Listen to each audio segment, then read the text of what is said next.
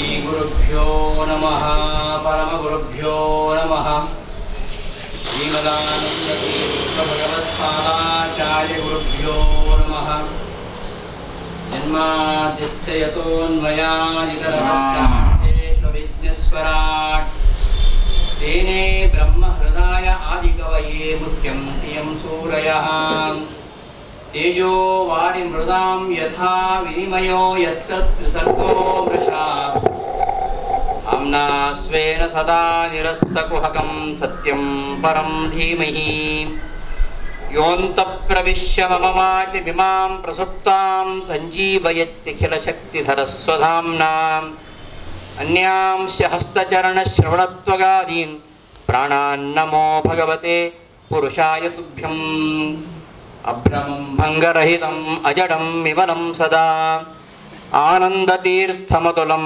भजे तापत्रयापहं चित्रैः पदैश्च गम्भीरैः वाक्यैः मानैरखण्डितैः गुरुभावं विञ्जयन्ती भाति श्रीजयतीर्थवाक् अर्थिकल्पितकल्पोऽयं प्रत्यर्थिगजकेसरी व्यासतीर्थगुरुर्भूयादस्मदिष्टार्थसिद्धये तपो विद्या विरक्त्यादि सद्गुणौघाकरानहं वादिराजगुरुन् वन्दे हयग्रीवपदाश्रयान् भक्तानां मानसां भोजभानवे कामधेनवे नमतां कल्पतरवे जयीन्द्रगुरवे नमः दुर्वादिध्वान्तरवये वैष्णवेन्दीवरेन्दवे श्रीराघवेन्द्रगुरवे नमः कारुण्यसिन्धवे श्रीमतो राघवेन्द्रस्य नमामि पदपङ्कजे कामिताशेषकल्याणकरणाकल्पपादपौ अज्ञानतिमिरच्छेदं बुद्धिसम्पत्प्रदायकं विज्ञानविमलं शान्तं विजयाख्यगुरुं भजे तपस्वाध्यायशुश्रूषा कृष्णपूजारतं मुनिं विश्वेशमिष्टदं वन्दे परिव्राट्चक्रवर्तिनम् सर्वेऽपि सुखिनः सन्तु सर्वे सन्तु निरामयाः सर्वे भद्राणि पश्यन्तु सर्वे सुगुणशालिनः ಶ್ರೀಗುರುಭ್ಯೋ ನಮಃ. ಪ್ರಾತಸ್ಮರಣೀಯರಾದ ನನ್ನ ವಿದ್ಯಾಗುರುವಾಗಿರ್ತಕ್ಕಂತಹ ಪರಮಪೂಜ್ಯ ಶ್ರೀ ಶ್ರೀ ವಿಶ್ವೇಶತೀರ್ಥ ಶ್ರೀಪಾದಂಗಳವರನ್ನು ಭಕ್ತಿಪೂರ್ವಕವಾಗಿ ಸ್ಮರಿಸ್ತಾ ಹಾಗೂ ಪರಮಗುರುಗಳಾಗಿರ್ತಕ್ಕಂತಹ ಪರಮಪೂಜ್ಯ ವಿದ್ಯಾಮಾನ್ಯ ತೀರ್ಥರನ್ನು ಭಕ್ತಿಪೂರ್ವಕವಾಗಿ ಸ್ಮರಿಸ್ತಾ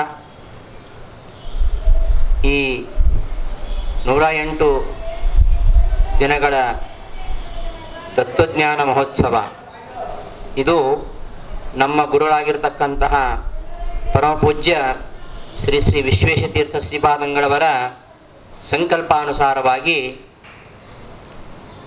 ಇವತ್ತು ನಾಡಿನೆಲ್ಲೆಡೆಯಲ್ಲೂ ನಡೀತಾ ಇದೆ. ಅಂತಹ ಈ ತತ್ವಜ್ಞಾನ ಮಹೋತ್ಸವದ ಅಂಗವಾಗಿ ಹಾಗೂ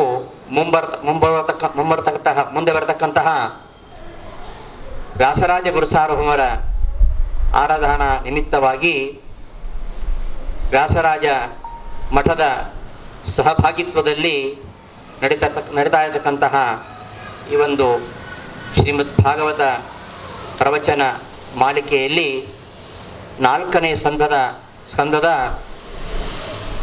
ಅನುಸಂಧಾನವನ್ನು ನಾವು ಮಾಡ್ಕೊಳ್ತಾ ಇದ್ದೇವೆ. ಈ ಸಂದರ್ಭದಲ್ಲಿ ಈ ಒಂದು ಅವಕಾಶವನ್ನು ಕಲ್ಪಿಸಿದಂತಹ ನನ್ನ ವಿದ್ಯಾಗುರುಗಳಾಗಿರ್ತಕ್ಕಂತಹ ಶ್ರೀ ಶ್ರೀ ವಿದ್ಯಾಶ್ರೀಷತೀರ್ಥ ಶ್ರೀಪಾದಂಗಳವರನ್ನು ಕೃತಜ್ಞತಾಪೂರ್ವಕವಾಗಿ ಅವರಿಗೆ ಅನಂತ ನಮಸ್ಕಾರಗಳನ್ನು ಸಲ್ಲಿಸ್ತಾ ಈ ಒಂದು ಶುಭಾವಸರದಲ್ಲಿ ನೆರೆದ ಎಲ್ಲ ಹರಿಗುರು ಭಕ್ತರನ್ನು ವಂದಿಸುತ್ತಾ ಭಾಗವತದ 4ನೇ ಸ್ಕಂದದ ಕೆಲವು ವಿಚಾರಗಳನ್ನು ಇಂದು ಪ್ರಸ್ತುತಪಡಿಸ್ತಾ ಇದ್ದೇನೆ. ಇಂದು ವಿಶೇಷವಾಗಿ ವಿಷ್ಣು ತೀರ್ಥರ ಆರಾಧನಾ ಮಹೋತ್ಸವ. ವಿಷ್ಣು ತೀರ್ಥರು ಬಹಳ ಪ್ರಸಿದ್ಧವಾಗಿ ಇತಿಹಾಸ ಇರತಕ್ಕಂತಹ ವಿಷ್ಣು ತೀರ್ಥರು ಇಬ್ಬರು. ಒಬ್ಬರು ಮಧ್ವಾಚಾರ್ಯರ ಪೂರ್ವಾಶ್ರಮದ ಸಹೋದರರು ಹಾಗೂ ಸೋದೆ ಮಠ ಮತ್ತು ಸುಬ್ರಹ್ಮಣ್ಯ ಮಠಗಳ ಮೂಲ ಯತಿಗಳಾಗಿರತಕ್ಕಂತಹ ವಿಷ್ಣು ತೀರ್ಥರು, ಹಾಗೆಯೇ ಈ ಅವಧೂತ ಶಿರೋಮಣಿಗಳಾಗಿರ್ತಕ್ಕಂತಹ ವಿಷ್ಣು ತೀರ್ಥರು ಮಾದನೂರಿನ ಯತಿಗಳು. ಇವರ ಒಂದು ಆರಾಧನಾ ದಿವಸ. ಸ್ವಲ್ಪ ಹೊತ್ತು ಅವರ ಬಗ್ಗೆ ಸ್ಮರಣೆ ಮಾಡಿ ಮುಂದಿನ ವಿಚಾರವನ್ನು ನೋಡೋಣ. ಈ ವಿಷ್ಣು ತೀರ್ಥರು ಪೂರ್ವಾಶ್ರಮದಲ್ಲಿ ಜಯತೀರ್ಥಾಚಾರ್ಯರು. ಅವರ ಮಾತಾಪಿತೃಗಳು ಜಯತೀರ್ಥರ ಸೇವೆಯನ್ನು ಮಾಡಿ ಈ ಒಂದು ಸಂತಾನವನ್ನು ಪಡೆದರಿಂದಾಗಿ ಇವರಿಗೆ ಜಯತೀರ್ಥ ಅಂತ ನಾಮಕರಣ ಮಾಡಿರ್ತಾರೆ. ಇಂತಹ ಜಯತೀರ್ಥಾಚಾರ್ಯರು ಐಜಿ ಆಚಾರ್ಯರ ಬಳಿಯಲ್ಲಿ ಸಮಗ್ರ ಶಿಕ್ಷಣವನ್ನು ಪಡಿತಾರೆ. 12 ವರ್ಷಗಳ ಕಾಲ ವೇದಾಂತ ಅಧ್ಯಯನವನ್ನು ಮಾಡಿ ನ್ಯಾಯಸುಧೆಯನ್ನು ಅಧ್ಯಯನ ಮಾಡ್ತಾರೆ. ಮುಂದೆ ಗೃಹಸ್ಥಾಶ್ರಮಗಳಾಗಿ ಜೀವನ ಸಾಗಿಸಿದಾಗ ಒಂದು ಸಂದರ್ಭದಲ್ಲಿ ಇವರು ಎಲ್ಲೋ ಹೊರಟಾಗ ಒಂದು ಘಟಸರ್ಪ ಅಡ್ಡ ಬರುತ್ತೆ.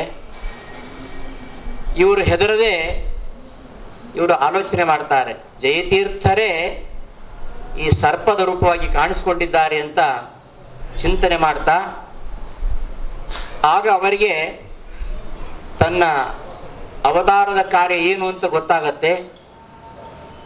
ಅಂತಹ ಸಂದರ್ಭದಲ್ಲಿ ಹೀಗೆ ಕಾಲ ಕಳೀತಾ ಇರಬೇಕಾದ್ರೆ ಒಂದು ದಿನ ಮಂಚದಲ್ಲಿ ಪವಡಿಸಿದಾಗ ಅವರ ಧರ್ಮಪತ್ನಿಯವರು ಪಾದ ಸೇವನೆ ಮಾಡ್ತಾ ಇರೋ ಕಾಲದಲ್ಲಿ ದಾಸರೊಬ್ಬರು ಹಾಡು ಹೇಳ್ತಾ ಹೋಗ್ತಾ ಇರ್ತಾರೆ. ಮಂಚ ಬಾರದು ಮಡದಿ ಬಾರಳು, ಕಂಚು ಕನ್ನಡಿ ಬಾರದು, ಸಂಚಿತಾರ್ಥವು ಕಿಂಚ ಬಾರದು, ಮುಂಚೆ ಮಾಡಿರಿ ಧರ್ಮವ. ಇದನ್ನು ಕೇಳಿದ ಕ್ಷಣ ಜಯತೀರ್ಥಾಚಾರ್ಯರು ತಕ್ಷಣವೇ ವೈರಾಗ್ಯವನ್ನು ತಾಳಿ ಅವರು ಐಜಿ ಆಚಾರ್ಯರ ಅನುಮತಿಯನ್ನು ಪಡೆದುಕೊಂಡು ಆಗಿನ ರಾಘವೇಂದ್ರ ಮಠದ ಯತಿಗಳ ಮೂಲಕವಾಗಿ ಸನ್ಯಾಸವನ್ನು ಸ್ವೀಕಾರ ಮಾಡ್ತಾರೆ. ವಿಷ್ಣು ತೀರ್ಥರಾಗ್ತಾರೆ. ಇವರು ಮಾಡಿದ ದೊಡ್ಡ ಸಾಧನೆ ಅಂದರೆ 12 ಬಾರಿ ಪೂರ್ವಾಶ್ರಮದಲ್ಲಿ 12 ಬಾರಿ ನ್ಯಾಯಸುಧಾ ಮಂಗಳ ಮಹೋತ್ಸವ ಮಾಡಿದ್ದಾರೆ. ಆಶ್ರಮಗಳು ಮೊದಲು ಜಯತೀರ್ಥಾಚಾರ್ಯರು ಐಜಿ ಆಚಾರ್ಯರಲ್ಲಿ ಅಧ್ಯಯನ ಮಾಡಿ ವಿದ್ಯಾರ್ಥಿಗಳಿಗೆ ಶಿಷ್ಯರಿಗೆ ನ್ಯಾಯಸುಧೆಯನ್ನು ಪಾಠ ಮಾಡ್ತಾ 12 ಬಾರಿ ಸುಧಾಮಂಗಳವನ್ನು ಮಾಡಿದ್ದಾರೆ. ಮುಂದೆ ವಿಷ್ಣು ತೀರ್ಥರಾದ ಮೇಲೆ 108 ಬಾರಿ ನ್ಯಾಯಸುಧಾ ಮಂಗಳ ಮಹೋತ್ಸವವನ್ನು ಮಾಡಿದಂತಹ ಏಕೈಕ ಯತಿ ಅಂದರೆ ಅದು ವಿಷ್ಣು ತೀರ್ಥರು. ಅಂತಹ ಒಂದು ಅದ್ಭುತವಾಗಿರತಕ್ಕಂತಹ ವಾಂಗ್ಮಯ ಸೇವೆಯನ್ನು ಮಾಡಿದವರು ವಿಷ್ಣು ತೀರ್ಥರು. ಅದಲ್ಲದೆ ಅನೇಕ ಅತ್ಯಪೂರ್ವವಾಗಿರತಕ್ಕಂತಹ ಗ್ರಂಥಗಳನ್ನು ರಚನೆ ಮಾಡಿದ್ದಾರೆ. ಷೋಡಶಿ ಚತುರ್ದಶಿ ಗ್ರಂಥ ರಚನೆ ಮಾಡಿದ್ದಾರೆ. ಅಧ್ಯಾತ್ಮ ವಿವರಂಜನಿ ಅಂತ ಗ್ರಂಥ ರಚನೆ ಮಾಡಿದ್ದಾರೆ. ಭಾಗವತ ಸಾರೋದ್ಧಾರ ಎಂಬುದಾಗಿ ಇಡೀ ಭಾಗವತದಲ್ಲಿ ಏನಿದೆ ಅದನ್ನ ಸಾರವಾಗಿ 30 ಪ್ರಕರಣಗಳನ್ನು ಮಾಡಿಕೊಂಡು ಒಂದೊಂದು ಪ್ರಕರಣದಲ್ಲಿ ಒಂದೊಂದು ವಿಷಯವನ್ನು ಆಯ್ಕೆ ಮಾಡಿಕೊಂಡು ಆ ವಿಷಯಕ್ಕೆ ಅನುಗುಣವಾಗಿ ಸಮಗ್ರ ಭಾಗವತವನ್ನು 30 ಪ್ರಕರಣಗಳಲ್ಲಿ ವಿಭಾಗ ಮಾಡಿ ಆ ಪ್ರಕರಣಕ್ಕೆ ಸಂಬಂಧಪಟ್ಟಂತಹ ವಿಚಾರ ಎಲ್ಲೆಲ್ಲಿ ಬಂದಿದೆ, ಯಾವ್ಯಾವ ಸ್ಕಂದದಲ್ಲಿ ಬಂದಿದೆ ಅಂತಹ ಒಂದು ಸಂಗ್ರಹ ಕಾರ್ಯ, ಸಂಶೋಧನಾ ಕಾರ್ಯ ಅದು ಅದ್ಭುತವಾಗಿರುವಂಥದ್ದು ಭಾಗವತ ಸಾರೋದ್ಧಾರದಲ್ಲಿ. ಹೀಗೆ ವಿಷ್ಣು ತೀರ್ಥರು ಮಾದನೂರಿಗೆ ಬಂದು ನಿರಂತರವಾಗಿ ಆ ಪಾಠ ಪ್ರವಚನ ಮಾಡ್ತಾರೆ. ಯತಿ ಧರ್ಮ ಅದು. ವಿಷ್ಣೋ ಸರ್ವೋತ್ತಮತ್ವಂಚ ಸರ್ವದಾ ಪ್ರತಿಪಾದಯ ಅಂತ. ಸನ್ಯಾಸಿಯಾದವ ಪ್ರತಿನಿತ್ಯ ಶಾಸ್ತ್ರ ಪಾಠ ಮಾಡಬೇಕು ಅಂತಿರೋದು. ಪ್ರತಿನಿತ್ಯ ಒಂದು ದಿನವೂ ಕೂಡ ಬಿಡದೆ ಪ್ರತಿನಿತ್ಯ ಶಾಸ್ತ್ರ ಪಾಠ ಮಾಡಬೇಕು ಅಂತಿರೋದು. ಯಾವತ್ತೂ ತಪ್ಪಲಿಕ್ಕಿಲ್ಲ. ಅನಧ್ಯಯನ ಕಾಲವನ್ನು ಹೊರತುಪಡಿಸಿ ಇನ್ಯಾವುದೇ ದಿನಗಳಲ್ಲಿ ಶಾಸ್ತ್ರ ಪಾಠವನ್ನು ಬಿಡುವ ಹಾಗಿಲ್ಲ. ನಮ್ಮ ಗುರುಗಳಾಗಿರ್ತಕ್ಕಂತಹ ಪೇಜಾವರ ಶ್ರೀಪಾದರು ತಮ್ಮ ಪಂಚಮ ಪರ್ಯಾಯದ ಕೊನೆಯಲ್ಲಿ ಅವರು ಪರ್ಯಾಯವನ್ನು ಪೂರೈಸಿದ ಮೇಲೆ ಅಸ್ವಸ್ಥರಾದಾಗ ಆ ಒಂದು 3 ತಿಂಗಳ ಕಾಲ ಅವರಿಗೆ ವಿಶ್ರಾಂತಿಯನ್ನು ಹೇಳಿದರು ವೈದ್ಯರು. 1 ತಿಂಗಳು ಸಾಕಿತ್ತು, ವೈದ್ಯರ ಹತ್ರ 3 ತಿಂಗಳು ಹೇಳಿಸಿದ್ದು. ಯಾಕೆಂದ್ರೆ ಈ ಮನುಷ್ಯ ಒಂದ್ ಕಡೆ ಕೂಡುವುದಿಲ್ಲ ಅಂತ ಗೊತ್ತು. ಅವರು ತಿರುಗ್ತಾ ಇದ್ರೆ ಹುಷಾರಾಗಿರ್ತಿದ್ರು. ಅವರು ಬೇಜಾರು ಸ್ವಾಮಿ ವೈದ್ಯರ ಮೂಲಕ ಹೇಳಿಸಿ 3 ತಿಂಗಳುಗಳ ಕಾಲ ವಿಶ್ರಾಂತಿ ತೆಗೆದುಕೊಳ್ಳುವ ಹಾಗೆ ವ್ಯವಸ್ಥೆ ಮಾಡಿತ್ತು. ಆ ಸಂದರ್ಭದಲ್ಲಿಯೂ 1 ದಿನ ಅವರು ಪಾಠ ಬಿಟ್ಟಿಲ್ಲ. ನಾನು ಉಜಿರೆಯಲ್ಲಿದ್ದವು ಒಂದು ದಿವಸ ಅವರನ್ನು ಕಾಣಬೇಕಂತ ಹೋಗಿದ್ದೆ. ಪರ್ಯಾಯದಲ್ಲಿ ನನಗೆ ಪ್ರವಚನಕ್ಕೆ ಹೋಗ್ಲಿಕ್ಕೆ ಆಗಲಿಲ್ಲ, ಅನಿವಾರ್ಯ ಕಾರಣಗಳಿಂದಾಗಿ. ನನಗೆ ನೆಲ ಮೇಲೆ ಕೂತ್ಕೊಳ್ಳಿಕ್ಕೆ ಆಗ್ತಾ ಇರಲಿಲ್ಲ ಆಗ, ಏನೋ ಒಂದು ಕಾರಣಾಂತರದಿಂದ. ಹಾಗಾಗಿ ಪ್ರವಚನಕ್ಕೆ ಹೋಗ್ಲಿಕ್ಕೆ ಆಗಲಿಲ್ಲ. ಆಗ ಕೊನೆಗೆ ಪರ್ಯಾಯ ಮುಗಿದ ಮೇಲೆ ದರ್ಶನ ಮಾಡುವಂತ ಹೋಗಿದ್ದೆ. ಹೋದಾಗ ನಾನು ನೋಡಿದ ದೃಶ್ಯ, ಒಂದು ಮಂಚದಲ್ಲಿ ಪೇಜಾಸ್ವಾಮಿ ಮಲಗಿದ್ದಾರೆ, ಪಕ್ಕದಲ್ಲೇ ಒಂದು ಈ ಬೆಡ್ ಲ್ಯಾಂಪ್ ಅಂತ ಬರ್ತದೆ, ಆ ಥರ ಲೈಟನ್ನು ಇಟ್ಕೊಂಡಿದ್ದಾರೆ. ನ್ಯಾಯಸುಧಾ ಗ್ರಂಥ ಬಹಳ ದೊಡ್ಡ ಪುಸ್ತಕ ಅದು. ಅದರ ಪಾಠ ಮಾಡುವ ಪುಟವನ್ನು ಜೆರಾಕ್ಸ್ ಮಾಡಿಕೊಂಡು ಅದನ್ನ ಇಟ್ಕೊಂಡು ಮಲ್ಕೊಂಡೇ ಶಿಷ್ಯರಿಗೆ ಪಾಠ ಮಾಡ್ತಾ ಇದ್ದಾರೆ. ನೋಡಿ ಎಷ್ಟು ಆ ಒಂದು ನಿಷ್ಠೆ. ಹಾಗಾಗಿ ಇವತ್ತು ನಾವು ಅವರನ್ನ ನೆನೆಸ್ತೇವೆ. ಅಂತಹ ಒಂದು ಪಾಠ ಪ್ರವಚನದ ನಿಷ್ಠೆ. ಯಾವತ್ತೂ ಅವರು ಪಾಠ ಬಿಡಲಿಲ್ಲ. ಸಂಚಾರ ಕಾಲದಲ್ಲಿ ವಾಹನದಲ್ಲಿಯೇ ಪಾಠ. ಅಂತಹ ಆಗೆಲ್ಲ ಈ ಆನ್ಲೈನ್ ಪಾಠ ಇರಲಿಲ್ಲ. ಇದ್ರೆ ಚೆನ್ನಾಗಿರ್ತಿತ್ತು ಅವರಿಗೆ, ವ್ಯಾನ್ನಲ್ಲೇ ಪಾಠ ಮಾಡಿಬಿಡ್ತಾ ಇದ್ರು ಆನ್ಲೈನ್. ಅಂತಹ ಒಂದು ದೀಕ್ಷೆ, ಆ ದೀಕ್ಷೆ ವಿದ್ಯಾಶ್ರೀ ಶ್ರೀಪಾದಂಗಳಲ್ಲೂ ಕೂಡ ಇದೆ. ಅವರು ಕೂಡ ಈ ಒಂದು 80ರ ಇಳಿ ವಯಸ್ಸಿನಲ್ಲಿ ಪ್ರತಿನಿತ್ಯ ತಪ್ಪದೆ ಪಾಠ ಮಾಡ್ತಾರೆ. ಅದು ಪೇಜಾವರ ಶ್ರೀಯವರ ಒಂದು ಪ್ರಭಾವ. ಹೀಗೆ ವಿಷ್ಣು ತೀರ್ಥರು ನಿರಂತರವಾಗಿ ಪಾಠ ಪ್ರವಚನವನ್ನು ಮಾಡ್ತಾ ಅನೇಕ ಶಿಷ್ಯರುಗಳನ್ನು ಉದ್ಧಾರ ಮಾಡಿದವರು. ಅಂತಹ ವಿಷ್ಣು ತೀರ್ಥರ ಬಗ್ಗೆ ಹೇಳಿಕೆ ತುಂಬ ವಿಚಾರಗಳಿವೆ.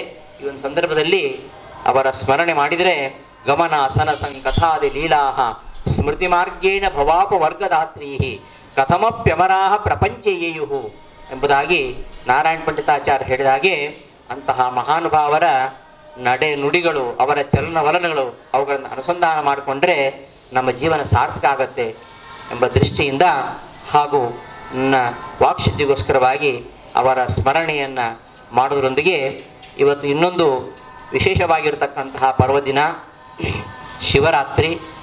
ಈ ಮಹಾಶಿವರಾತ್ರಿ ಸಂದರ್ಭದಲ್ಲಿಯೇ ಶಿವನ ವೃತ್ತಾಂತವನ್ನು ಹೇಳ್ತಕ್ಕಂತಹ ವಿಚಾರ ಭಾಗವತದಲ್ಲಿ ಬಂದಿದೆ. ಶಿವರಾತ್ರಿ ಇದು ನಾರದ ಪುರಾಣ ಹೇಳುವ ಹಾಗೆ ಮಾಘ ಕೃಷ್ಣ ಚತುರ್ದಶ್ಯಾಂ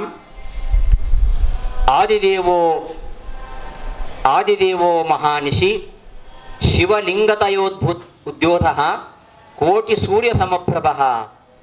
ಮಾಘ ಕೃಷ್ಣ ಚತುರ್ದಶಿ ಮಹಾದೇವ ಈ ಮಹಾರಾತ್ರಿಯಲ್ಲಿ ಶಿವಲಿಂಗ ರೂಪದಲ್ಲಿ ಉದ್ಭೂತನಾಗಿ ಕೋಟಿಯ ಸೂರ್ಯರ ಕಾಂತಿಯಿಂದ ಕಂಗೊಳಿಸ್ತಾನಂತೆ.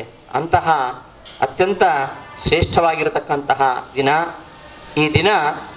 ಶಿವ ಕೋಟಿ ಸೂರ್ಯ ಸಮಪ್ರಭನಾಗಿ ಲಿಂಗ ರೂಪದಲ್ಲಿ ಕಾಣಿಸಿಕೊಂಡಂತಹ ದಿನ ಇವತ್ತು.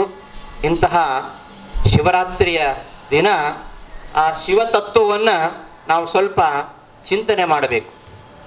ಶಿವತತ್ವ ನೋಡಿ, ಶಿವತತ್ವವನ್ನು ಹೊರತುಪಡಿಸಿ ಯಾವ ಮಾನವನ ಜೀವನವೇ ಇಲ್ಲ. ಎಷ್ಟೋ ಜನ ಅಂದ್ಕೊಂಡಿದ್ದಾರೆ ಈ ಮಾಧ್ವರು, ಈ ಬ್ರಾಹ್ಮಣರು ಇವರು ಶಿವನನ್ನು ಪೂಜಿಸುವುದಿಲ್ಲ, ಇವರು ಶಿವನ ದ್ವೇಷ ಮಾಡ್ತಾರೆ.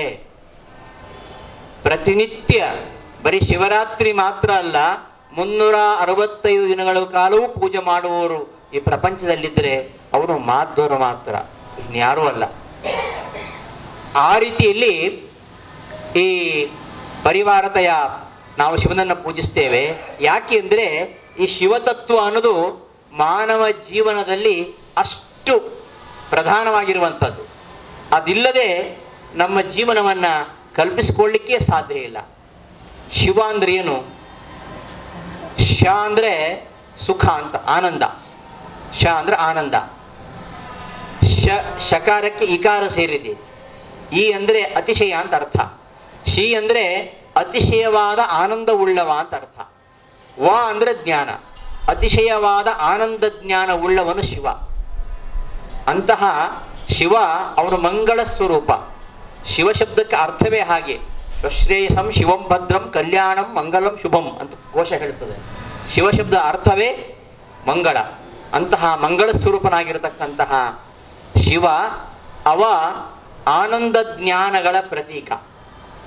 ನಮ್ಮ ಜೀವನದಲ್ಲಿ ಆ ಪೂರ್ಣವಾದ ಆನಂದ ಜ್ಞಾನ ದೊರಕಬೇಕಾದರೆ ಆ ಶಿವನ ಅನುಗ್ರಹ ಆಗಲೇಬೇಕು.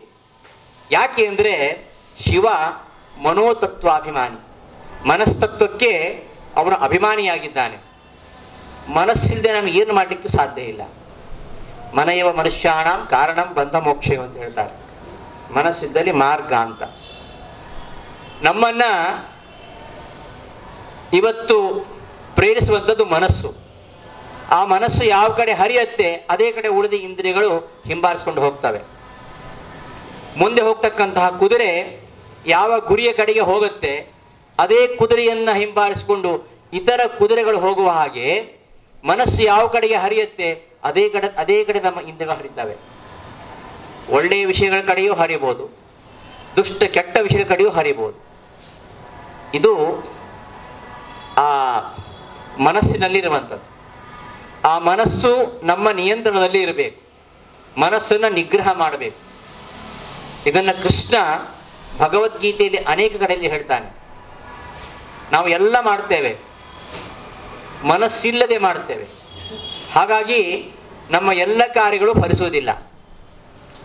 ಯಾರು ಏನೇ ಹೇಳಿ ನಮ್ಮ ಕೆಲಸವನ್ನು ನಾವು ಏಕಾಗ್ರತೆಯಿಂದ ಮಾಡಬೇಕು ಎಂಬುದನ್ನು ಜಗತ್ತಿಗೆ ತೋರಿಸಿಕೊಟ್ಟವ ಶಿವ. ಅದನ್ನು ನಾವು ದಕ್ಷಾಸುರ ಪ್ರಸಂಗದಲ್ಲಿ ಕಾಣ್ತೇವೆ. ದಕ್ಷ ಏನು ಮಾತಾಡಿದ್ರು ಕೂಡ ಶಿವ ಏನು ಮಾತಾಡಲಿಲ್ಲ. ಅವ ಏಕಾಗ್ರತೆಯಿಂದ ಭಗವಂತನನ್ನು ಧ್ಯಾನಿಸ್ತಾ ಇದ್ದ.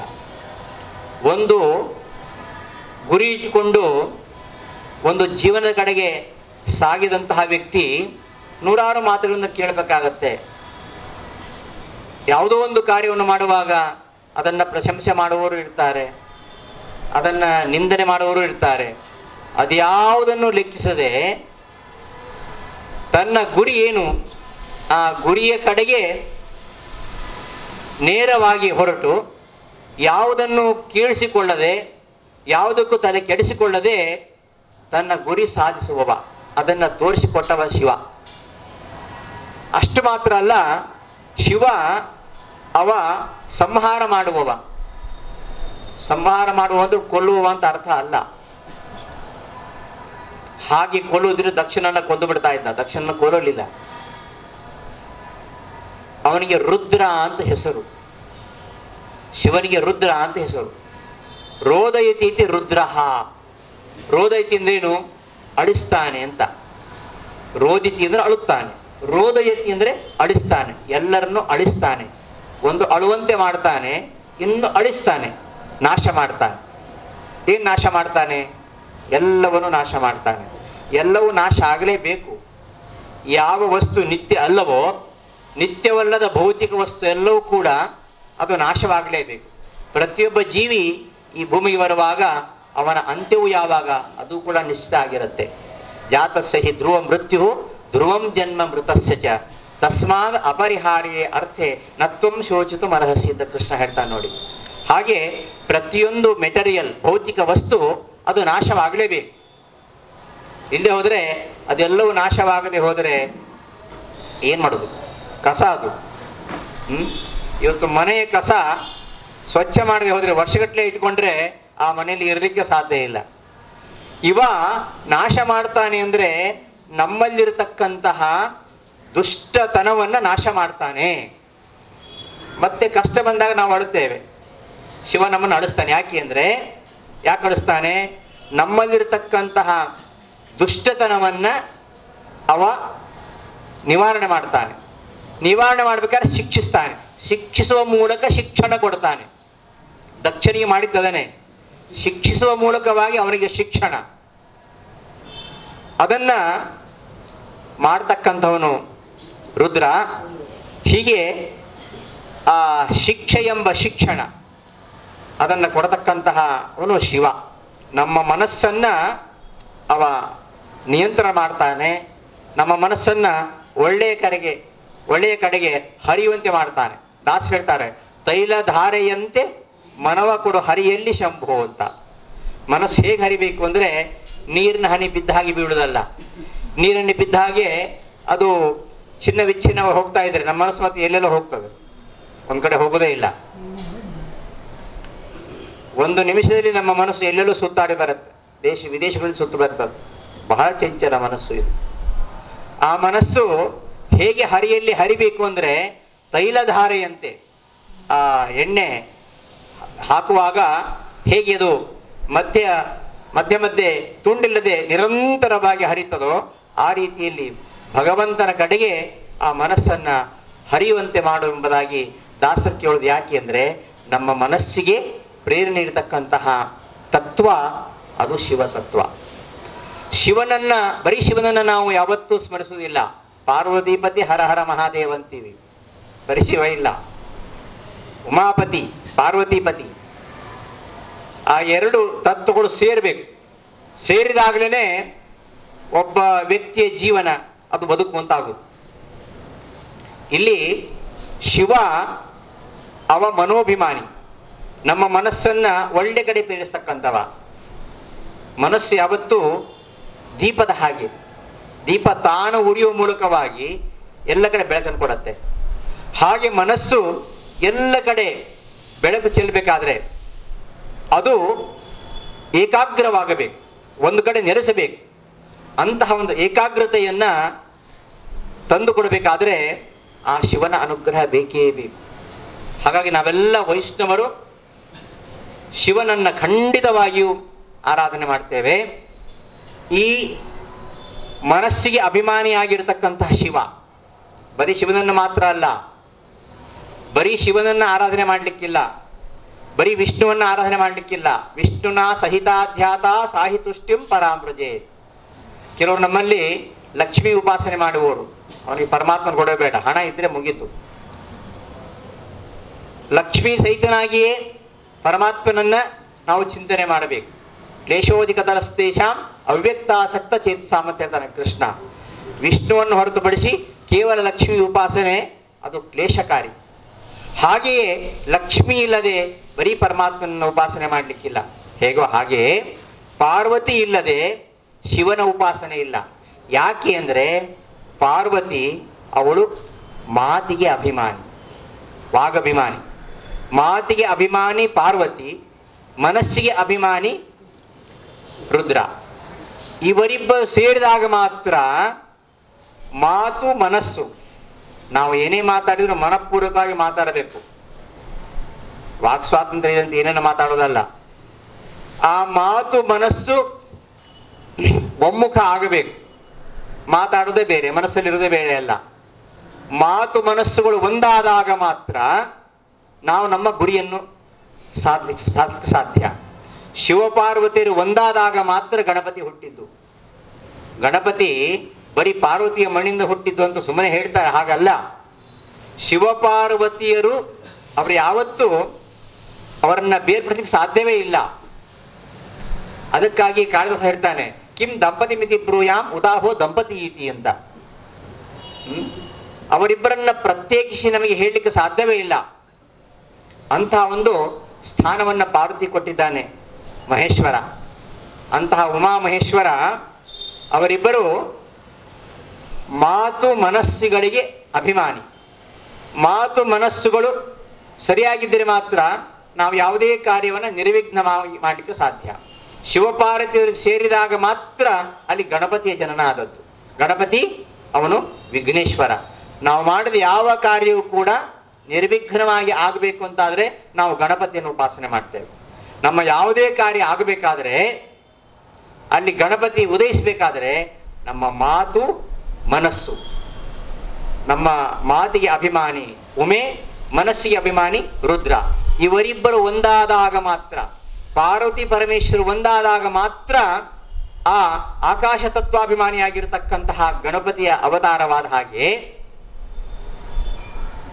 ನಮ್ಮ ಮಾತು ಮನಗಳು ಒಮ್ಮುಖವಾದಾಗ, ಒಂದಾದಾಗ ಮಾತ್ರ ನಮ್ಮ ಕಾರ್ಯಗಳ ನಿರ್ವಿಘ್ನವಾಗಿ ನಮ್ಮ ಗುರಿಯ ಕಡೆಗೆ ನಾವು ಹೋಗಲಿಕ್ಕೆ ಸಾಧ್ಯ, ನಮ್ಮ ಗುರಿಯನ್ನು ಮುಟ್ಟಲಿಕ್ಕೆ ಸಾಧ್ಯ.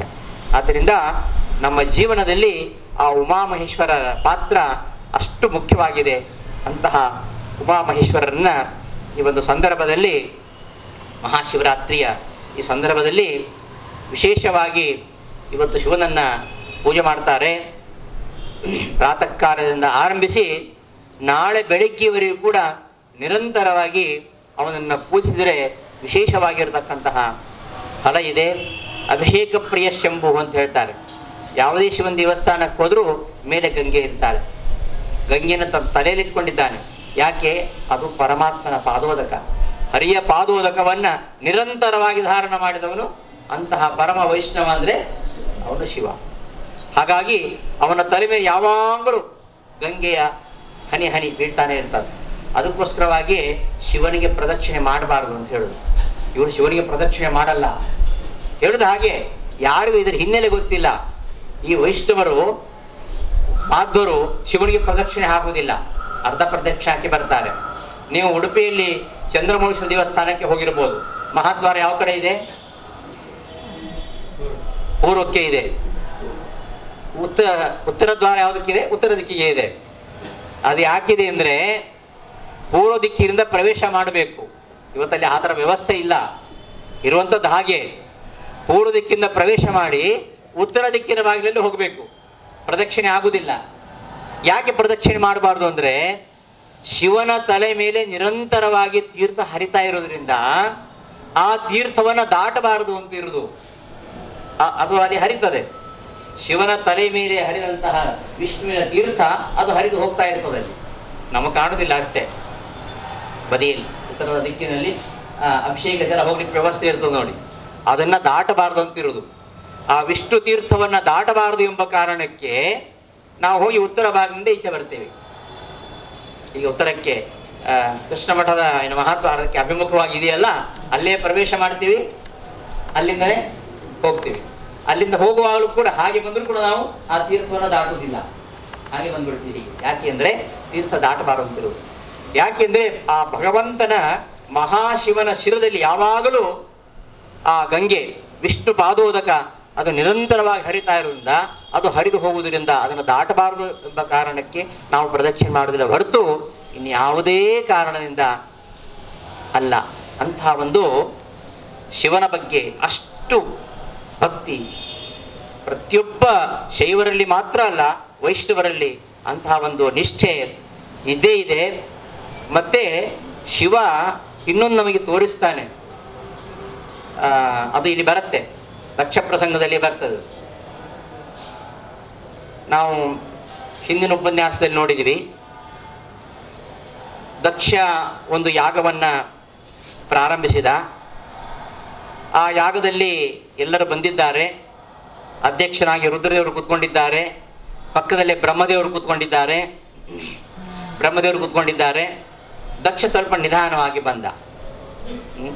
ನಿಧಾನವಾಗಿ ಬಂದಾಗ ನೋಡ್ರಿ ಎಷ್ಟು ಟೆನ್ಷನ್ ಇರ್ತಾರೆ ಅವ್ರು ಯಾವತ್ತು. ಯಾವುದೇ ಒಂದು ಕಡೆ ನಾವು ಸ್ವಲ್ಪ ಸಮಯ ಇಟ್ಕೊಂಡು ಹೋದ್ರೆ ಟೆನ್ಷನ್ ಇಲ್ಲ. 6:15 ಉಪನ್ಯಾಸ ಅಂದ್ರೆ 6:20 ಇಲ್ಲಿ ಇರಬೇಕು, ಯಾವುದೇ ಟೆನ್ಷನ್ ಇಲ್ಲ. 6:28 ನಾನು ಮನೆ ಬಿಟ್ಟರೆ 6:30 ಇಲ್ಲಿ ಇರ್ತೀನಿ. ಆದರೂ 10 ನಿಮಿಷ ಮೊದಲು ಬರ್ತೀನಿ. ಯಾವುದೇ ಕಾರ್ಯವನ್ನ ನಾವು ಮಾಡುವಾಗ ವಿಳಂಬ ಮಾಡಿಕೊಂಡ್ರೆ ಅಲ್ಲಿ ಸ್ವಲ್ಪ ಆವೇಗ ಉದ್ವೇಗ ಜಾಸ್ತಿ. ಶಿವನಿಗೆ ಅಂಥ ಯಾವ ಆವೇಗ ಉದ್ವೇಗ ಇಲ್ಲ. ಇವ ತಡವಾಗಿ ಬಂದ ದಕ್ಷ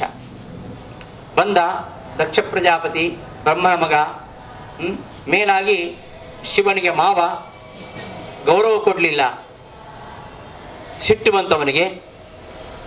ಶಿವನ ಮನಸ್ಸಿನೊಳಗೆ ಏನಿದೆ ಅದು ಹಾಗೆ. ಇನ್ನೊಬ್ಬರ ಮನಸ್ಸಲ್ಲಿ ಏನಿದೆ ಅಂತ ತಿಳ್ಕೊಳ್ಳದೆ ನಾವು ತುಂಬಾ ಉದ್ವೇಗರಾಗ್ತೇವೆ. ತಿಳ್ಕೊಳ್ಳಿಕ್ಕಾಗಲ್ಲ ಬಿಡಿ.